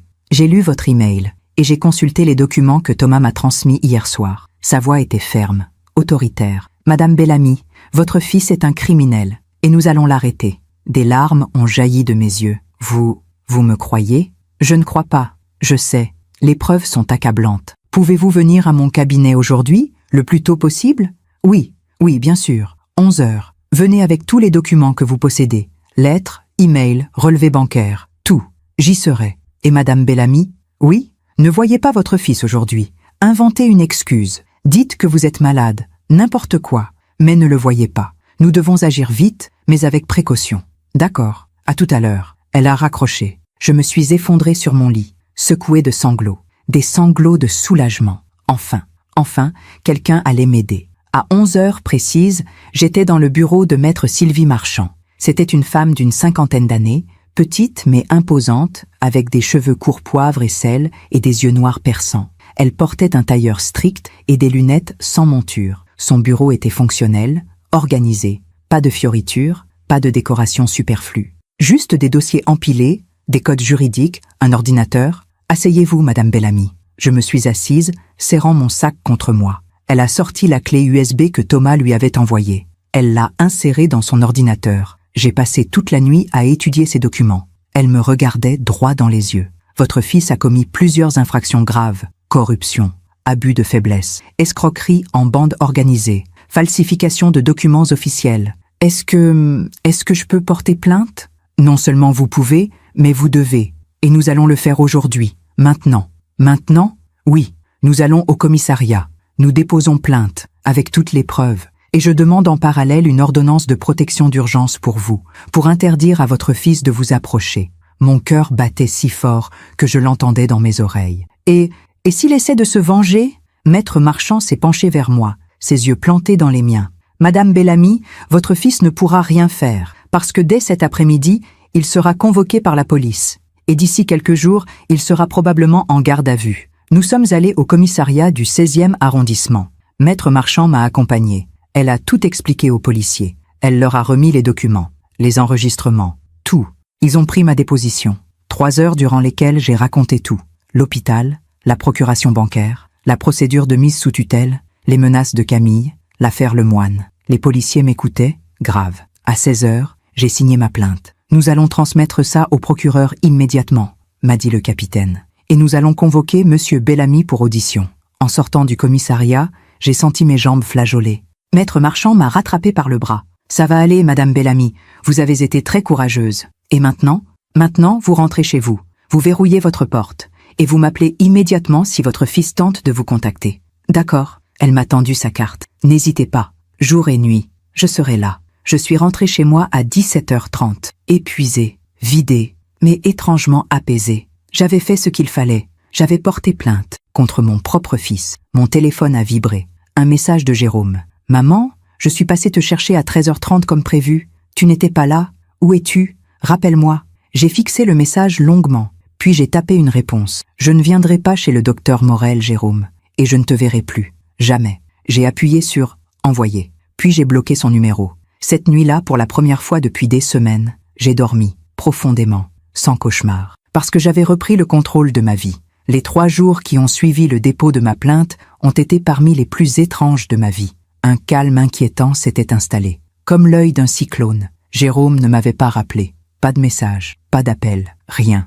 J'imaginais qu'il avait reçu la convocation de la police, qu'il était en train de comprendre ce qui lui arrivait. Moi, je vivais dans une sorte d'état second. Je donnais mes cours de piano mécaniquement, je mangeais peu.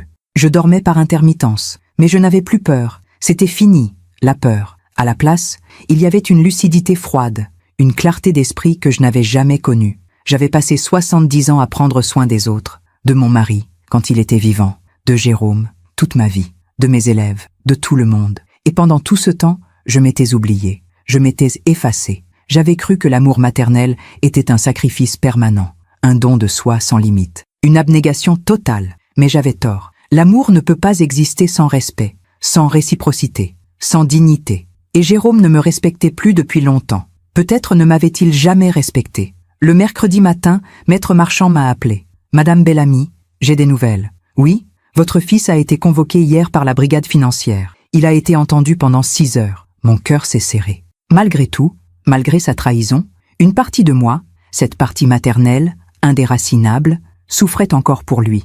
Et alors, il nie tout, évidemment. Il prétend que les documents sont falsifiés, que Thomas est un employé mécontent qui veut se venger, que vous êtes manipulé, que votre plainte est le fruit de votre confusion mentale. J'ai serré le téléphone plus fort. Les policiers le croient?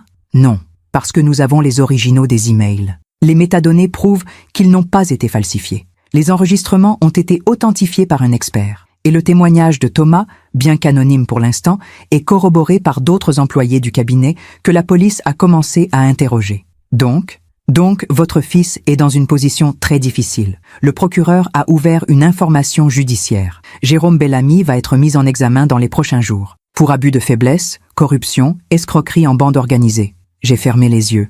Mon fils, mon petit garçon, bientôt accusé, jugé, peut-être condamné. Madame Bellamy, vous êtes toujours là? Oui, pardon. Je comprends que ce soit difficile, mais vous avez fait ce qu'il fallait. Je sais. Et il y a autre chose. Quoi? La procédure de mise sous tutelle lancée par votre fils a été annulée. Le juge a rejeté la demande au vu des éléments nouveaux. Vous êtes libre, pleinement. Des larmes ont roulé sur mes joues.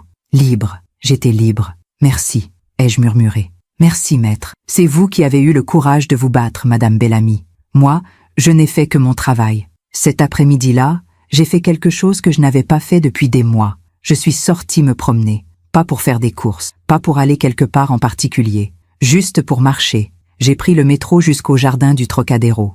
J'ai marché le long des allées, regardant la tour Eiffel se dresser contre le ciel gris de novembre. Des touristes prenaient des photos. Des enfants couraient en riant. Un musicien de rue jouait du violon. Une mélodie mélancolique et belle. Je me suis assise sur un banc face à la tour et j'ai réfléchi à ma vie, à ce qu'elle avait été, à ce qu'elle allait devenir. Pendant tant d'années, j'avais cru que ma vie avait un sens parce que j'étais la mère de Jérôme, parce que je l'avais élevé, soutenu, aimé. Mais maintenant que ce lien était brisé, irrémédiablement brisé, qui étais-je? Qui était Margot Bellamy? J'ai sorti la photo de Jérôme enfant de mon sac. Cette photo que je trimballais partout depuis des semaines. Je l'ai regardée longuement. Ce petit garçon aux yeux innocents. Ce petit garçon qui n'existait plus. Puis, lentement, j'ai déchiré la photo. En 2, en 4, en petits morceaux. J'ai laissé les fragments tomber dans la poubelle à côté du banc. Ce n'était pas de la haine. Ce n'était pas de la vengeance. C'était une libération. Je me libérais de ce passé, de cette illusion, de cet amour à sens unique qui m'avait consumé pendant 42 ans. Jérôme avait fait ses choix. Maintenant, j'allais faire les miens. Le lendemain, jeudi, j'ai appelé ma banque. « Bonjour, je voudrais révoquer la procuration bancaire accordée à mon fils. »« Très bien, Madame Bellamy. Je prépare les documents. » Cette fois, personne ne m'a posé de questions. Personne ne m'a regardé avec pitié ou suspicion. Parce que maintenant, j'avais un avocat. Une plainte déposée. Une légitimité. J'ai signé les papiers. Jérôme n'avait plus accès à mes comptes. Ensuite, j'ai demandé à consulter mes relevés des 6 derniers mois. Tout était en ordre. Jérôme n'avait effectué aucun retrait, aucun virement. Il avait juste consulté mes soldes, comme Thomas me l'avait dit. Mais ce qui m'a frappé, c'est autre chose. Mes économies, mes 53 000 € en actions, avaient en fructifié. Grâce aux intérêts composés, elles valaient maintenant près de 60 000 €. Et mon appartement, selon la dernière estimation de l'agence immobilière que j'avais contactée par curiosité, valait désormais 480 000 €. Au total, j'avais un patrimoine de 540 000 €, plus que ce que Jérôme avait cru. Une somme qui pour lui aurait été la planche de salut, mais qu'il ne verrait jamais. Le vendredi, j'ai reçu une lettre, pas recommandée, juste une lettre normale, glissée dans ma boîte aux lettres. L'écriture était celle de Jérôme. J'ai hésité longtemps avant de l'ouvrir. Finalement, je l'ai fait. « Maman, je sais que tu ne veux plus me parler. Je sais que tu as porté plainte contre moi. Je sais que tu me hais. Mais il faut que tu saches quelque chose. Je n'ai jamais voulu te faire du mal. » J'étais désespérée. Le cabinet coulait. Camille menaçait de me quitter si je ne trouvais pas une solution. Les créanciers nous poursuivaient. J'avais peur de tout perdre. Ma carrière, ma famille, ma réputation. Et oui, j'ai pensé à ton argent. Oui, j'ai pensé que si tu étais placé sous tutelle, je pourrais gérer tes biens, pas pour te voler, juste pour emprunter, pour me remettre à flot. Et ensuite, je t'aurais tout rendu, je te le jure, mais je me suis trompée. J'ai été lâche, j'ai trahi ta confiance. Et maintenant, je vais payer pour ça. La police va m'arrêter. Je vais perdre mon cabinet, mon barreau, tout. Camille est partie. Elle a pris les enfants. Elle a demandé le divorce. Je suis seule. Comme toi, tu l'as été pendant toutes ces années. Je comprends maintenant ce que tu as enduré. Élever un enfant seul, te sacrifier, ne jamais te plaindre. Et moi, je t'ai remercié en essayant de te détruire. Je ne te demande pas de me pardonner. Je ne le mérite pas. Je te demande juste de savoir que je regrette, profondément. Et que malgré tout, malgré mes erreurs, malgré mes crimes, je t'ai aimé. À ma façon. Mal. Égoïstement. Mais je t'ai aimé. Adieu, maman. Jérôme. J'ai lu la lettre 3 fois. Et je n'ai rien ressenti. Ni pitié, ni colère, ni tristesse, juste rien. Parce que cette lettre, ce n'était pas des excuses sincères, c'était une ultime manipulation. Jérôme essayait encore de m'attendrir, de jouer sur mon amour maternel, de me faire croire qu'il regrettait vraiment, mais il ne regrettait qu'une chose, d'avoir été pris. S'il avait réussi son plan, si je m'étais laissé interner, si j'avais perdu mes droits, il n'aurait jamais écrit cette lettre. Il aurait pris mon argent et m'aurait oublié. J'ai plié la lettre soigneusement, et je l'ai rangée dans un tiroir. Peut-être qu'un jour, je la ressortirai, pour me rappeler qui il était vraiment. Mais pour l'instant, je devais avancer. Le samedi, j'ai fait quelque chose que je n'avais pas fait depuis des années. J'ai invité quelqu'un chez moi, Madame Laurentin, ma voisine du 3e étage. Je lui avais rarement parlé au-delà des politesses d'usage. Mais ces derniers jours, elle m'avait souri chaleureusement, chaque fois que nous nous croisions dans l'escalier, comme si elle sentait que quelque chose avait changé en moi. Je l'ai invitée pour le thé. l'après-midi. Elle est arrivée avec un bouquet de fleurs et une boîte de macarons. Margot, quelle délicieuse surprise! Nous nous sommes installés dans mon petit salon. J'ai préparé du thé Earl Grey et disposé les macarons sur une assiette en porcelaine. Au début, nous avons parlé de choses banales, la météo, les travaux dans l'immeuble, les commerçants du quartier. Puis, doucement, la conversation a dérivé. « Margot », a dit Madame Laurentin en posant sa tasse, « pardonnez ma curiosité, mais vous semblez différente ces derniers jours, plus légère, comme si un poids avait été enlevé de vos épaules. » J'ai souri tristement. « C'est exactement ça, un poids a été enlevé. » « Votre fils ?» J'ai cligné des yeux. Surprise. « Comment ? Je suis vieille, ma chère, mais pas aveugle. » Elle a souri gentiment. « Je vous ai vu vous effondrer ces dernières semaines, pâle, maigre, effrayée. Et j'ai vu cette jeune femme blonde venir ici, arrogante, pressée. Votre belle-fille, je suppose. » J'ai hoché la tête, la gorge serrée. Alors j'ai deviné. Madame Laurentin a posé sa main sur la mienne. « Les familles, parfois, sont plus cruelles que les étrangers. Oui, et vous avez trouvé la force de vous défendre. Oui. » Elle a serré ma main doucement. « Je suis fière de vous, Margot. Vraiment. » Ces mots simples, venant d'une femme que je connaissais à peine, m'ont fait plus de bien que toutes les déclarations d'amour de Jérôme n'en avaient jamais fait, parce qu'ils étaient sincères, parce qu'ils ne demandaient rien en retour. Le dimanche soir, j'ai écrit quelque chose que je n'avais jamais écrit de ma vie. Une lettre, pas à Jérôme, à moi-même. « Chère Margot, tu as 70 ans. Tu as survécu à la mort de ton mari. Tu as élevé seul un enfant. Tu as travaillé dur toute ta vie. Tu as donné tout ce que tu avais. Et aujourd'hui, tu as fait la chose la plus difficile qu'une mère puisse faire. Tu as choisi de te protéger plutôt que de protéger ton enfant. Ce n'était pas égoïste, ce n'était pas cruel, c'était juste, c'était moral, c'était nécessaire. Jérôme a fait ses choix, il en subira les conséquences. Ce n'est pas ta faute, tu n'as pas échoué comme mère, tu as juste aimé quelqu'un qui n'a pas su t'aimer en retour. Mais maintenant, tu es libre, libre de vivre pour toi. Libre de choisir comment tu veux passer les années qui te restent. Libre d'être heureuse. Tu as gagné ce droit. Alors, ne le gaspille pas en regret ou en culpabilité. Vis avec amour, Margot. J'ai plié cette lettre et je l'ai rangée dans le tiroir de ma table de nuit, à côté de la photo déchirée que j'avais finalement récupérée et recollée, non pas pour la garder, mais pour me souvenir de qui Jérôme avait été et de qui il était devenu. Le lundi matin, Maître Marchand m'a appelé. « Madame Bellamy, Jérôme Bellamy a été officiellement mis en examen ce matin. Le juge d'instruction a ordonné un contrôle judiciaire strict. Interdiction de vous contacter. Interdiction de quitter le territoire. Et la suite ? Le procès aura lieu dans 6 à 8 mois. Vu la gravité des charges et l'accumulation de preuves, il risque une peine de prison ferme. Entre 3 et 5 ans, probablement. » J'ai fermé les yeux. Mon fils. « En prison. Madame Bellamy ? Oui, pardon. Je réfléchissais. C'est normal. C'est votre fils, malgré tout. Oui, malgré tout. Mais vous avez fait ce qu'il fallait. Ne l'oubliez jamais. Je n'oublierai pas. » Ce soir-là, assise dans mon fauteuil près de la fenêtre, j'ai regardé les lumières de Paris s'allumer une à une dans la nuit tombante. J'ai pensé à tout ce qui s'était passé, au piège que Jérôme avait tendu, à ma fuite, à ma peur, à ma colère, et finalement, à ma décision.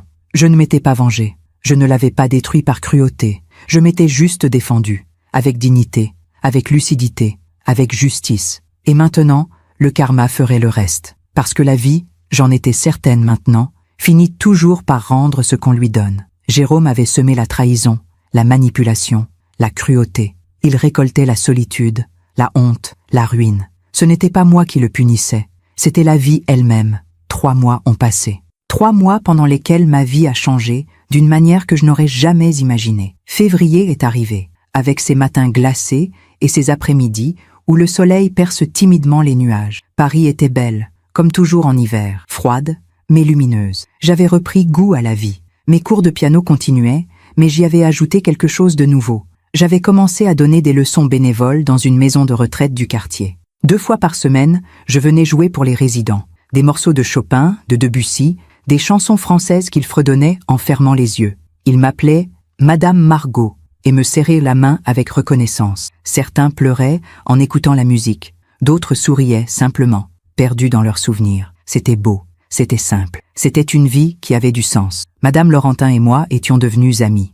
Nous prenions le thé ensemble chaque samedi. Nous parlions de tout et de rien, de nos vies passées, de nos regrets, de nos espoirs. Elle m'avait présenté à un petit groupe de femmes du quartier, toutes veuves ou célibataires, toutes dans la soixantaine ou la soixantaine avancée. Nous avions formé une sorte de club informel. Nous allions au cinéma ensemble. Nous visitions des expositions. Nous déjeunions dans de petits restaurants. Pour la première fois depuis des décennies, je n'étais plus seule. Et je réalisais à quel point j'avais été seule pendant toutes ces années où Jérôme était censé être là. En février, Maître Marchand m'a tenu informé de l'évolution de l'affaire. L'instruction judiciaire avançait. Le dossier contre Jérôme s'alourdissait de semaine en semaine. D'autres victimes s'étaient manifestées. 3 personnes âgées qui avaient été manipulées par Jérôme au cours des 5 dernières années. Toutes avaient des histoires similaires. Pression psychologique, menaces déguisées, tentatives de mise sous tutelle. L'une d'elles, Madame Hélène Moreau, 80 ans, avait accepté de témoigner publiquement. « Il m'avait convaincu que ma fille voulait me voler », racontait-elle dans un article du Parisien que Maître Marchand m'avait montré. « Il me disait qu'il fallait que je change mon testament, que je lui donne procuration, que c'était pour me protéger. J'ai failli le faire. Puis ma fille est venue me voir, et j'ai compris que M. Bellamy mentait. » La réputation de Jérôme était détruite. Les journaux parlaient de lui comme du « prédateur en costume ». Le barreau de Paris avait ouvert une procédure disciplinaire. Plusieurs de ses anciens clients demandèrent la révision de leur dossier.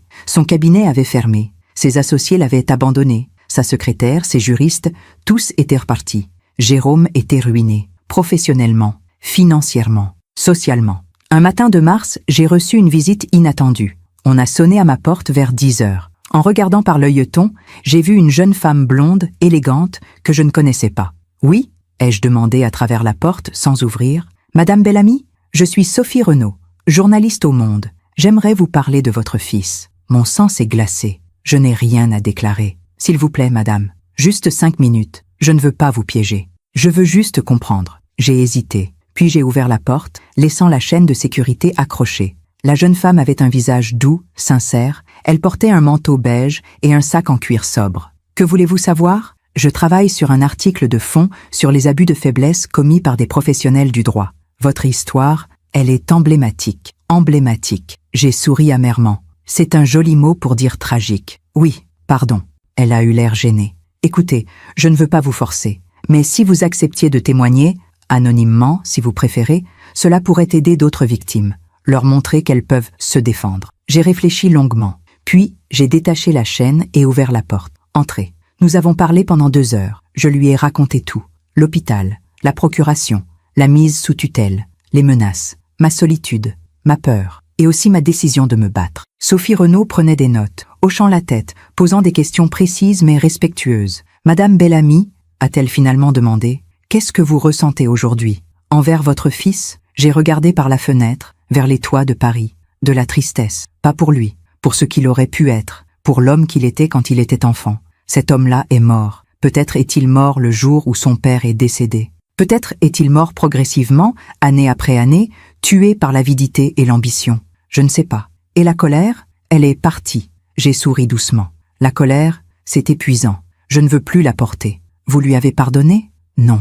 J'ai secoué la tête. Pardonner, ce serait effacer ce qu'il a fait. Et je ne peux pas. Je ne veux pas. Mais je ne le hais pas non plus. Je l'ai juste laissé aller. C'est une grande sagesse. Ce n'est pas de la sagesse. J'ai souri tristement. C'est de la survie. Si j'avais continué à me consumer de colère ou de chagrin, c'est moi qui aurais été détruite, pas lui. Alors j'ai choisi de vivre. Sophie Renaud a refermé son carnet. Merci, Madame Bellamy. Votre histoire va toucher beaucoup de gens. J'espère qu'elle aidera quelqu'un. J'ai marqué une pause. Qu'elle montrera à d'autres femmes qu'on peut se défendre, même à 70 ans, même contre son propre fils. L'article est paru 3 semaines plus tard, à la une du Monde.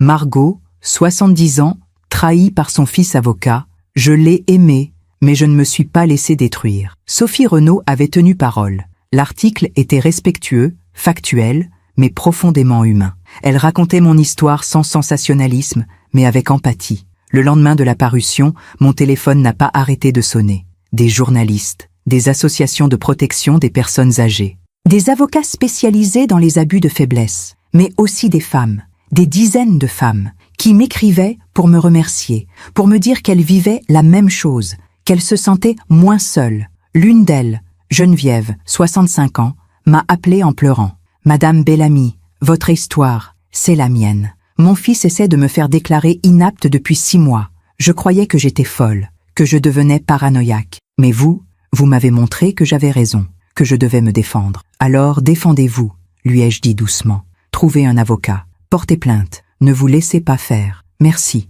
merci infiniment. Ces appels, ces messages, m'ont donné quelque chose que je n'avais pas anticipé. Un sens, un but. Mon histoire, ma souffrance, servaient à quelque chose. Elles aidaient d'autres personnes. En avril, le procès de Jérôme a été fixé. 18 juin. Tribunal correctionnel de Paris.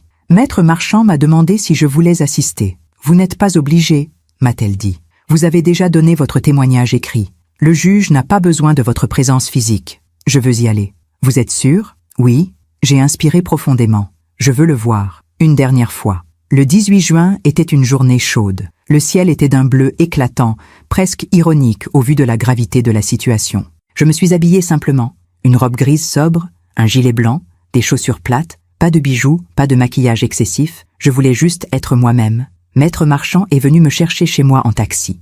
Nous sommes arrivés au palais de justice de Paris à 9 heures. L'audience devait commencer à 10 heures. La salle d'audience était immense, imposante. Des boiseries sombres, des drapeaux français, le buste de Marianne au-dessus du siège du juge. J'ai pris place dans le public, au premier rang, et j'ai attendu. À 10 heures précises, les portes se sont ouvertes. Jérôme est entré, encadré par 2 gendarmes. Mon cœur s'est arrêté. Il avait tellement changé. En 3 mois, il avait vieilli de 10 ans. Ses cheveux grisonnaient, son visage était creusé, pâle, ses épaules étaient voûtées. Il portait un costume foncé, mais froissé, mal ajusté. Il n'avait plus rien de l'avocat brillant et arrogant que j'avais connu. Il ressemblait à ce qu'il était devenu, un homme brisé. Nos regards se sont croisés. Pendant une seule seconde, j'ai vu quelque chose passer dans ses yeux. De la honte, du regret, de la tristesse, je ne sais pas. Puis, il a détourné le regard et s'est assis à côté de son avocat. Le procès a duré toute la journée. Le procureur a présenté les charges.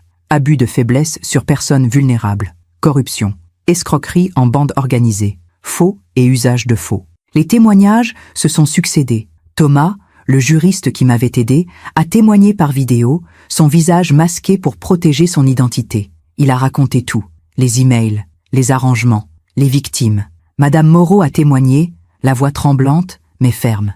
Il m'a menti, il a trahi ma confiance. Puis mon témoignage écrit a été lu par le greffier. Écouter ma propre histoire racontée par quelqu'un d'autre, dans cette salle froide et impersonnelle, était surréaliste. L'avocat de Jérôme a essayé de le défendre. Il a parlé de périodes difficiles, de erreurs de jugement, de pression financière. Mais les preuves étaient accablantes, et le procureur a été impitoyable. Jérôme Bellamy n'est pas un homme qui a fait des erreurs, c'est un prédateur, un homme qui a exploité sa position de confiance pour détruire des personnes vulnérables, y compris sa propre mère. Ces mots ont résonné dans la salle, y compris sa propre mère. À 17 heures, le juge s'est retiré pour délibérer.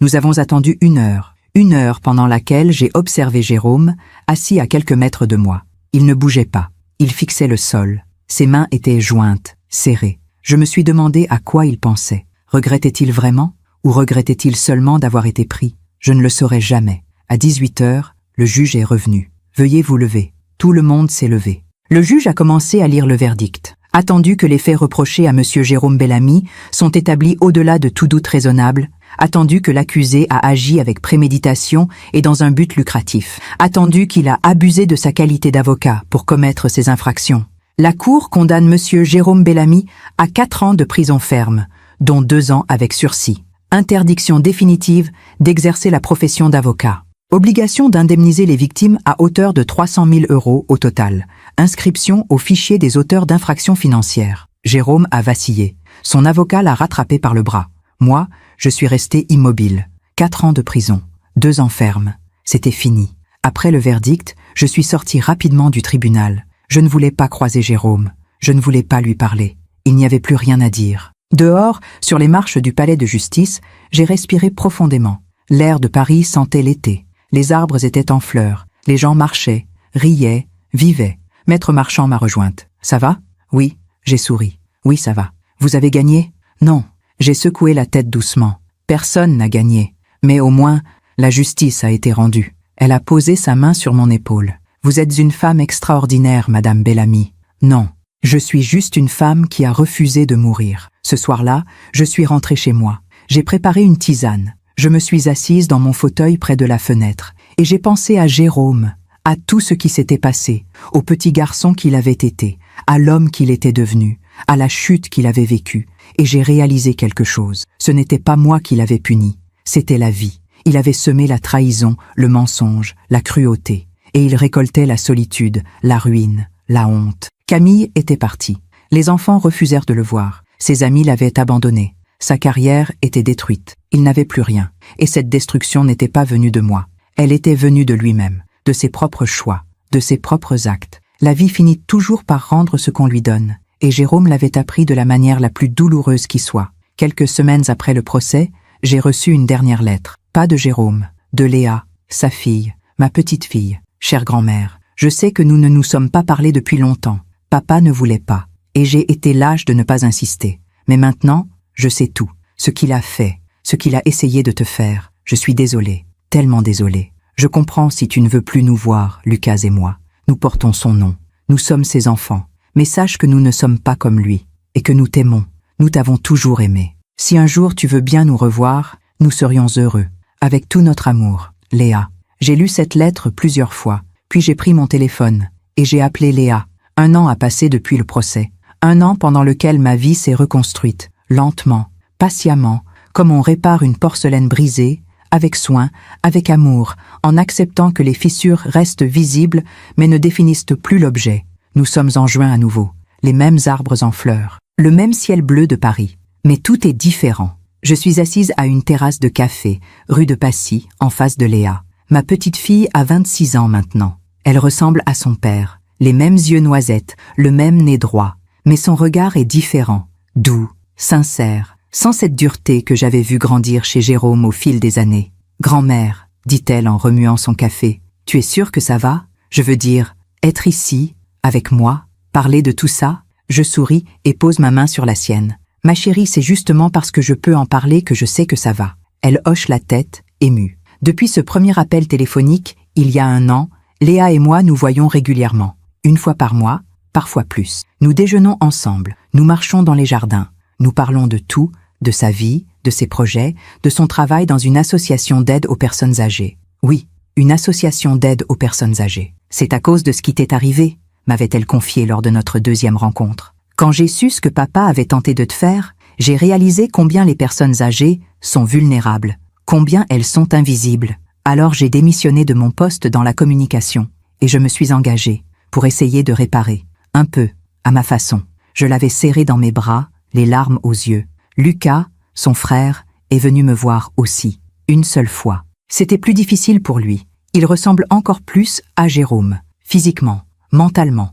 Il travaille dans la finance, gagne beaucoup d'argent, vit à Londres. « Je ne comprends pas comment papa a pu faire ça », m'avait-il dit, mal à l'aise, les mains dans les poches. « Mais je veux que tu saches que je ne suis pas lui. Je sais, lui avais-je répondu. Tu es toi, et c'est tout ce qui compte. » Il était reparti rapidement, comme s'il avait peur de s'attarder. Mais il m'avait embrassé avant de partir, et cela suffisait. Jérôme est en prison. Il lui reste encore 8 mois à purger. Je ne l'ai pas revu depuis le procès. Je ne lui ai pas écrit. Je ne lui ai pas rendu visite. Léa m'a dit qu'il avait beaucoup changé, qu'il était calme, silencieux, qu'il lisait beaucoup, qu'il suivait une thérapie avec un psychologue de la prison. « Il demande de tes nouvelles », m'a-t-elle dit un jour, hésitante. « Et que lui réponds-tu? Que tu vas bien, que tu as refait ta vie, que tu es heureuse. C'est la vérité. Il pleure parfois quand je lui parle de toi. » J'ai fermé les yeux. Jérôme pleurait. Mon fils, qui n'avait jamais pleuré devant moi depuis l'âge de 10 ans, pleurait en prison. Une partie de moi, cette partie maternelle, indéracinable, a eu mal pour lui. Mais une autre partie, plus sage, plus forte, savait que ces larmes étaient plus nécessaires. Nécessaires pour qu'il comprenne, pour qu'il change, pour qu'il devienne peut-être, un jour, un homme meilleur. « Est-ce que tu lui pardonneras un jour ?» m'a demandé Léa. J'ai réfléchi longuement avant de répondre. Je ne sais pas. Le pardon, c'est compliqué. Ce n'est pas un interrupteur qu'on allume ou qu'on éteint. C'est un chemin, long, douloureux. Et je ne suis pas sûre de vouloir le parcourir. « Mais tu ne le hais pas ?»« Non, je ne le hais pas. » J'ai souri tristement.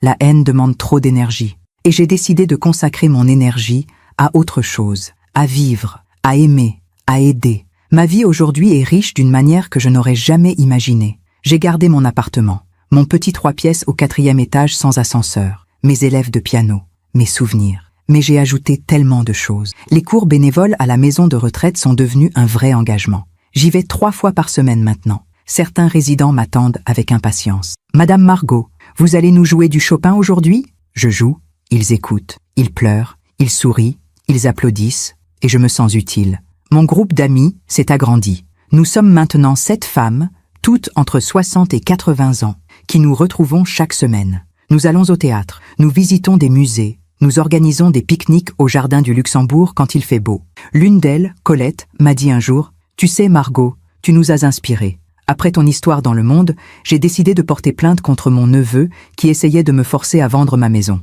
Grâce à toi, j'ai eu le courage. » Ces mots m'ont profondément touchée, parce qu'ils donnaient un sens à ma souffrance. Il y a 3 mois, j'ai fait quelque chose d'incroyable. J'ai voyagé, seule, pour la première fois de ma vie. Je suis allée en Italie, à Florence, 5 jours. J'ai toujours rêvé de voir Florence, ses cathédrales, ses musées, ses ponts.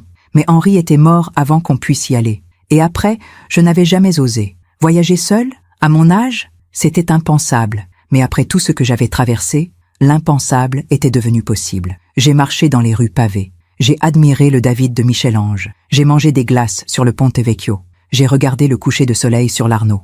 Et je me suis sentie vivante. Totalement, pleinement vivante. J'ai même rencontré quelqu'un, un homme, italien, veuf lui aussi, 73 ans. Professeur d'histoire de l'art à la retraite. Nous avons parlé pendant des heures dans un petit café près de Santa Croce. Il m'a raconté sa vie, ses enfants, ses petits-enfants, sa femme, décédée il y a 5 ans. Je lui ai raconté la mienne, tout. Henri, Jérôme, la trahison, le procès. Il m'a écouté avec une attention rare. Puis il a dit quelque chose qui m'a marqué. « Margot, tu es une survivante, pas une victime. Il y a une différence. Les victimes subissent. Les survivantes se relèvent. Nous avons échangé nos adresses e-mail. Nous nous écrivons régulièrement. Rien de romantique. Pas à notre âge. Juste une amitié. Une belle amitié. Et c'est suffisant. Hier, j'ai reçu une lettre de Thomas. Oui, Thomas, le juriste qui m'avait aidé. Il a quitté le monde du droit.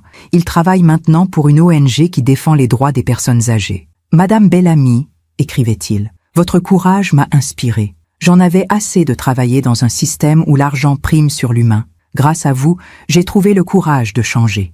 Merci. » J'ai pleuré en lisant cette lettre, des larmes de joie, parce que ma souffrance avait créé quelque chose de beau. Elle avait poussé Thomas à changer de vie. Elle avait poussé Léa à s'engager. Elle avait encouragé d'autres victimes à se défendre. Ma douleur n'avait pas été vaine. Ce matin, en me levant, je me suis regardée dans le miroir. Une femme de 71 ans me fixait. Des cheveux gris, des rides, des mains marquées par le temps, mais aussi des yeux vivants, un sourire apaisé, une dignité intacte. Je ne suis plus la femme que j'étais il y a 1 an. Cette femme apeurée, soumise, qui se laissait écraser par son propre fils. Je suis devenue quelqu'un d'autre, quelqu'un de plus fort, de plus sage, de plus libre. Aujourd'hui, j'ai décidé d'écrire cette histoire, pas pour moi, pas pour Jérôme, pour vous, pour toutes celles et tous ceux qui m'écoutent. Parce que si mon histoire peut aider ne serait-ce qu'une personne, une seule, à ouvrir les yeux, à refuser la manipulation, à se défendre, à choisir la dignité plutôt que la soumission, alors tout cela aura eu un sens. Je voudrais vous dire quelque chose. Si vous vivez une situation similaire, si quelqu'un, même votre propre famille, essaie de vous contrôler, de vous manipuler, de vous faire disparaître, n'ayez pas peur de dire non. N'ayez pas peur de vous défendre. N'ayez pas peur de demander de l'aide. Vous avez le droit de vivre. Vous avez le droit d'être respecté. Vous avez le droit de protéger ce qui vous appartient. Votre argent, votre liberté, votre dignité. Et personne, absolument personne, n'a le droit de vous enlever ça. Même pas vos enfants. Surtout pas vos enfants. L'amour familial, c'est beau, c'est sacré. Mais l'amour ne peut pas exister sans respect. Et si quelqu'un vous trahit, vous manipule, vous détruit au nom de l'amour, ce n'est plus de l'amour, c'est de l'abus. Et vous avez le droit de partir. Vous avez le droit de couper les ponts. Vous avez le droit de vous sauver. Jérôme va sortir de prison dans quelques mois. Je ne sais pas ce qu'il fera, s'il a vraiment changé, s'il a compris. Peut-être qu'un jour, il viendra sonner à ma porte, qu'il me demandera pardon. Vraiment pardon. Peut-être que je lui ouvrirai, ou peut-être pas. Je ne sais pas encore. Et c'est normal de ne pas savoir. Le pardon, ça ne se force pas. Ça vient, ou ça ne vient pas. Mais ce que je sais, c'est que je ne vivrai plus jamais dans la peur, que je ne me laisserai plus jamais écraser, que je suis libre, et que cette liberté, personne ne pourra me la reprendre. Voilà, c'est mon histoire. L'histoire d'une femme qui a failli être détruite par son propre fils. Mais qui a choisi de se battre? Qui a choisi la dignité? Qui a choisi la vie? Et qui, aujourd'hui, peut dire avec certitude « Je suis Margot Bellamy, j'ai 71 ans et je suis heureuse. Merci de m'avoir écouté jusqu'au bout. » Si cette histoire a touché votre cœur, abonnez-vous et activez la cloche pour entendre d'autres femmes qui ont transformé la douleur en sagesse. Chaque jour, une femme, une leçon de vie. Partagez cette histoire avec quelqu'un que vous aimez. Parfois, une histoire change toute une journée. Que Dieu vous bénisse et à très bientôt.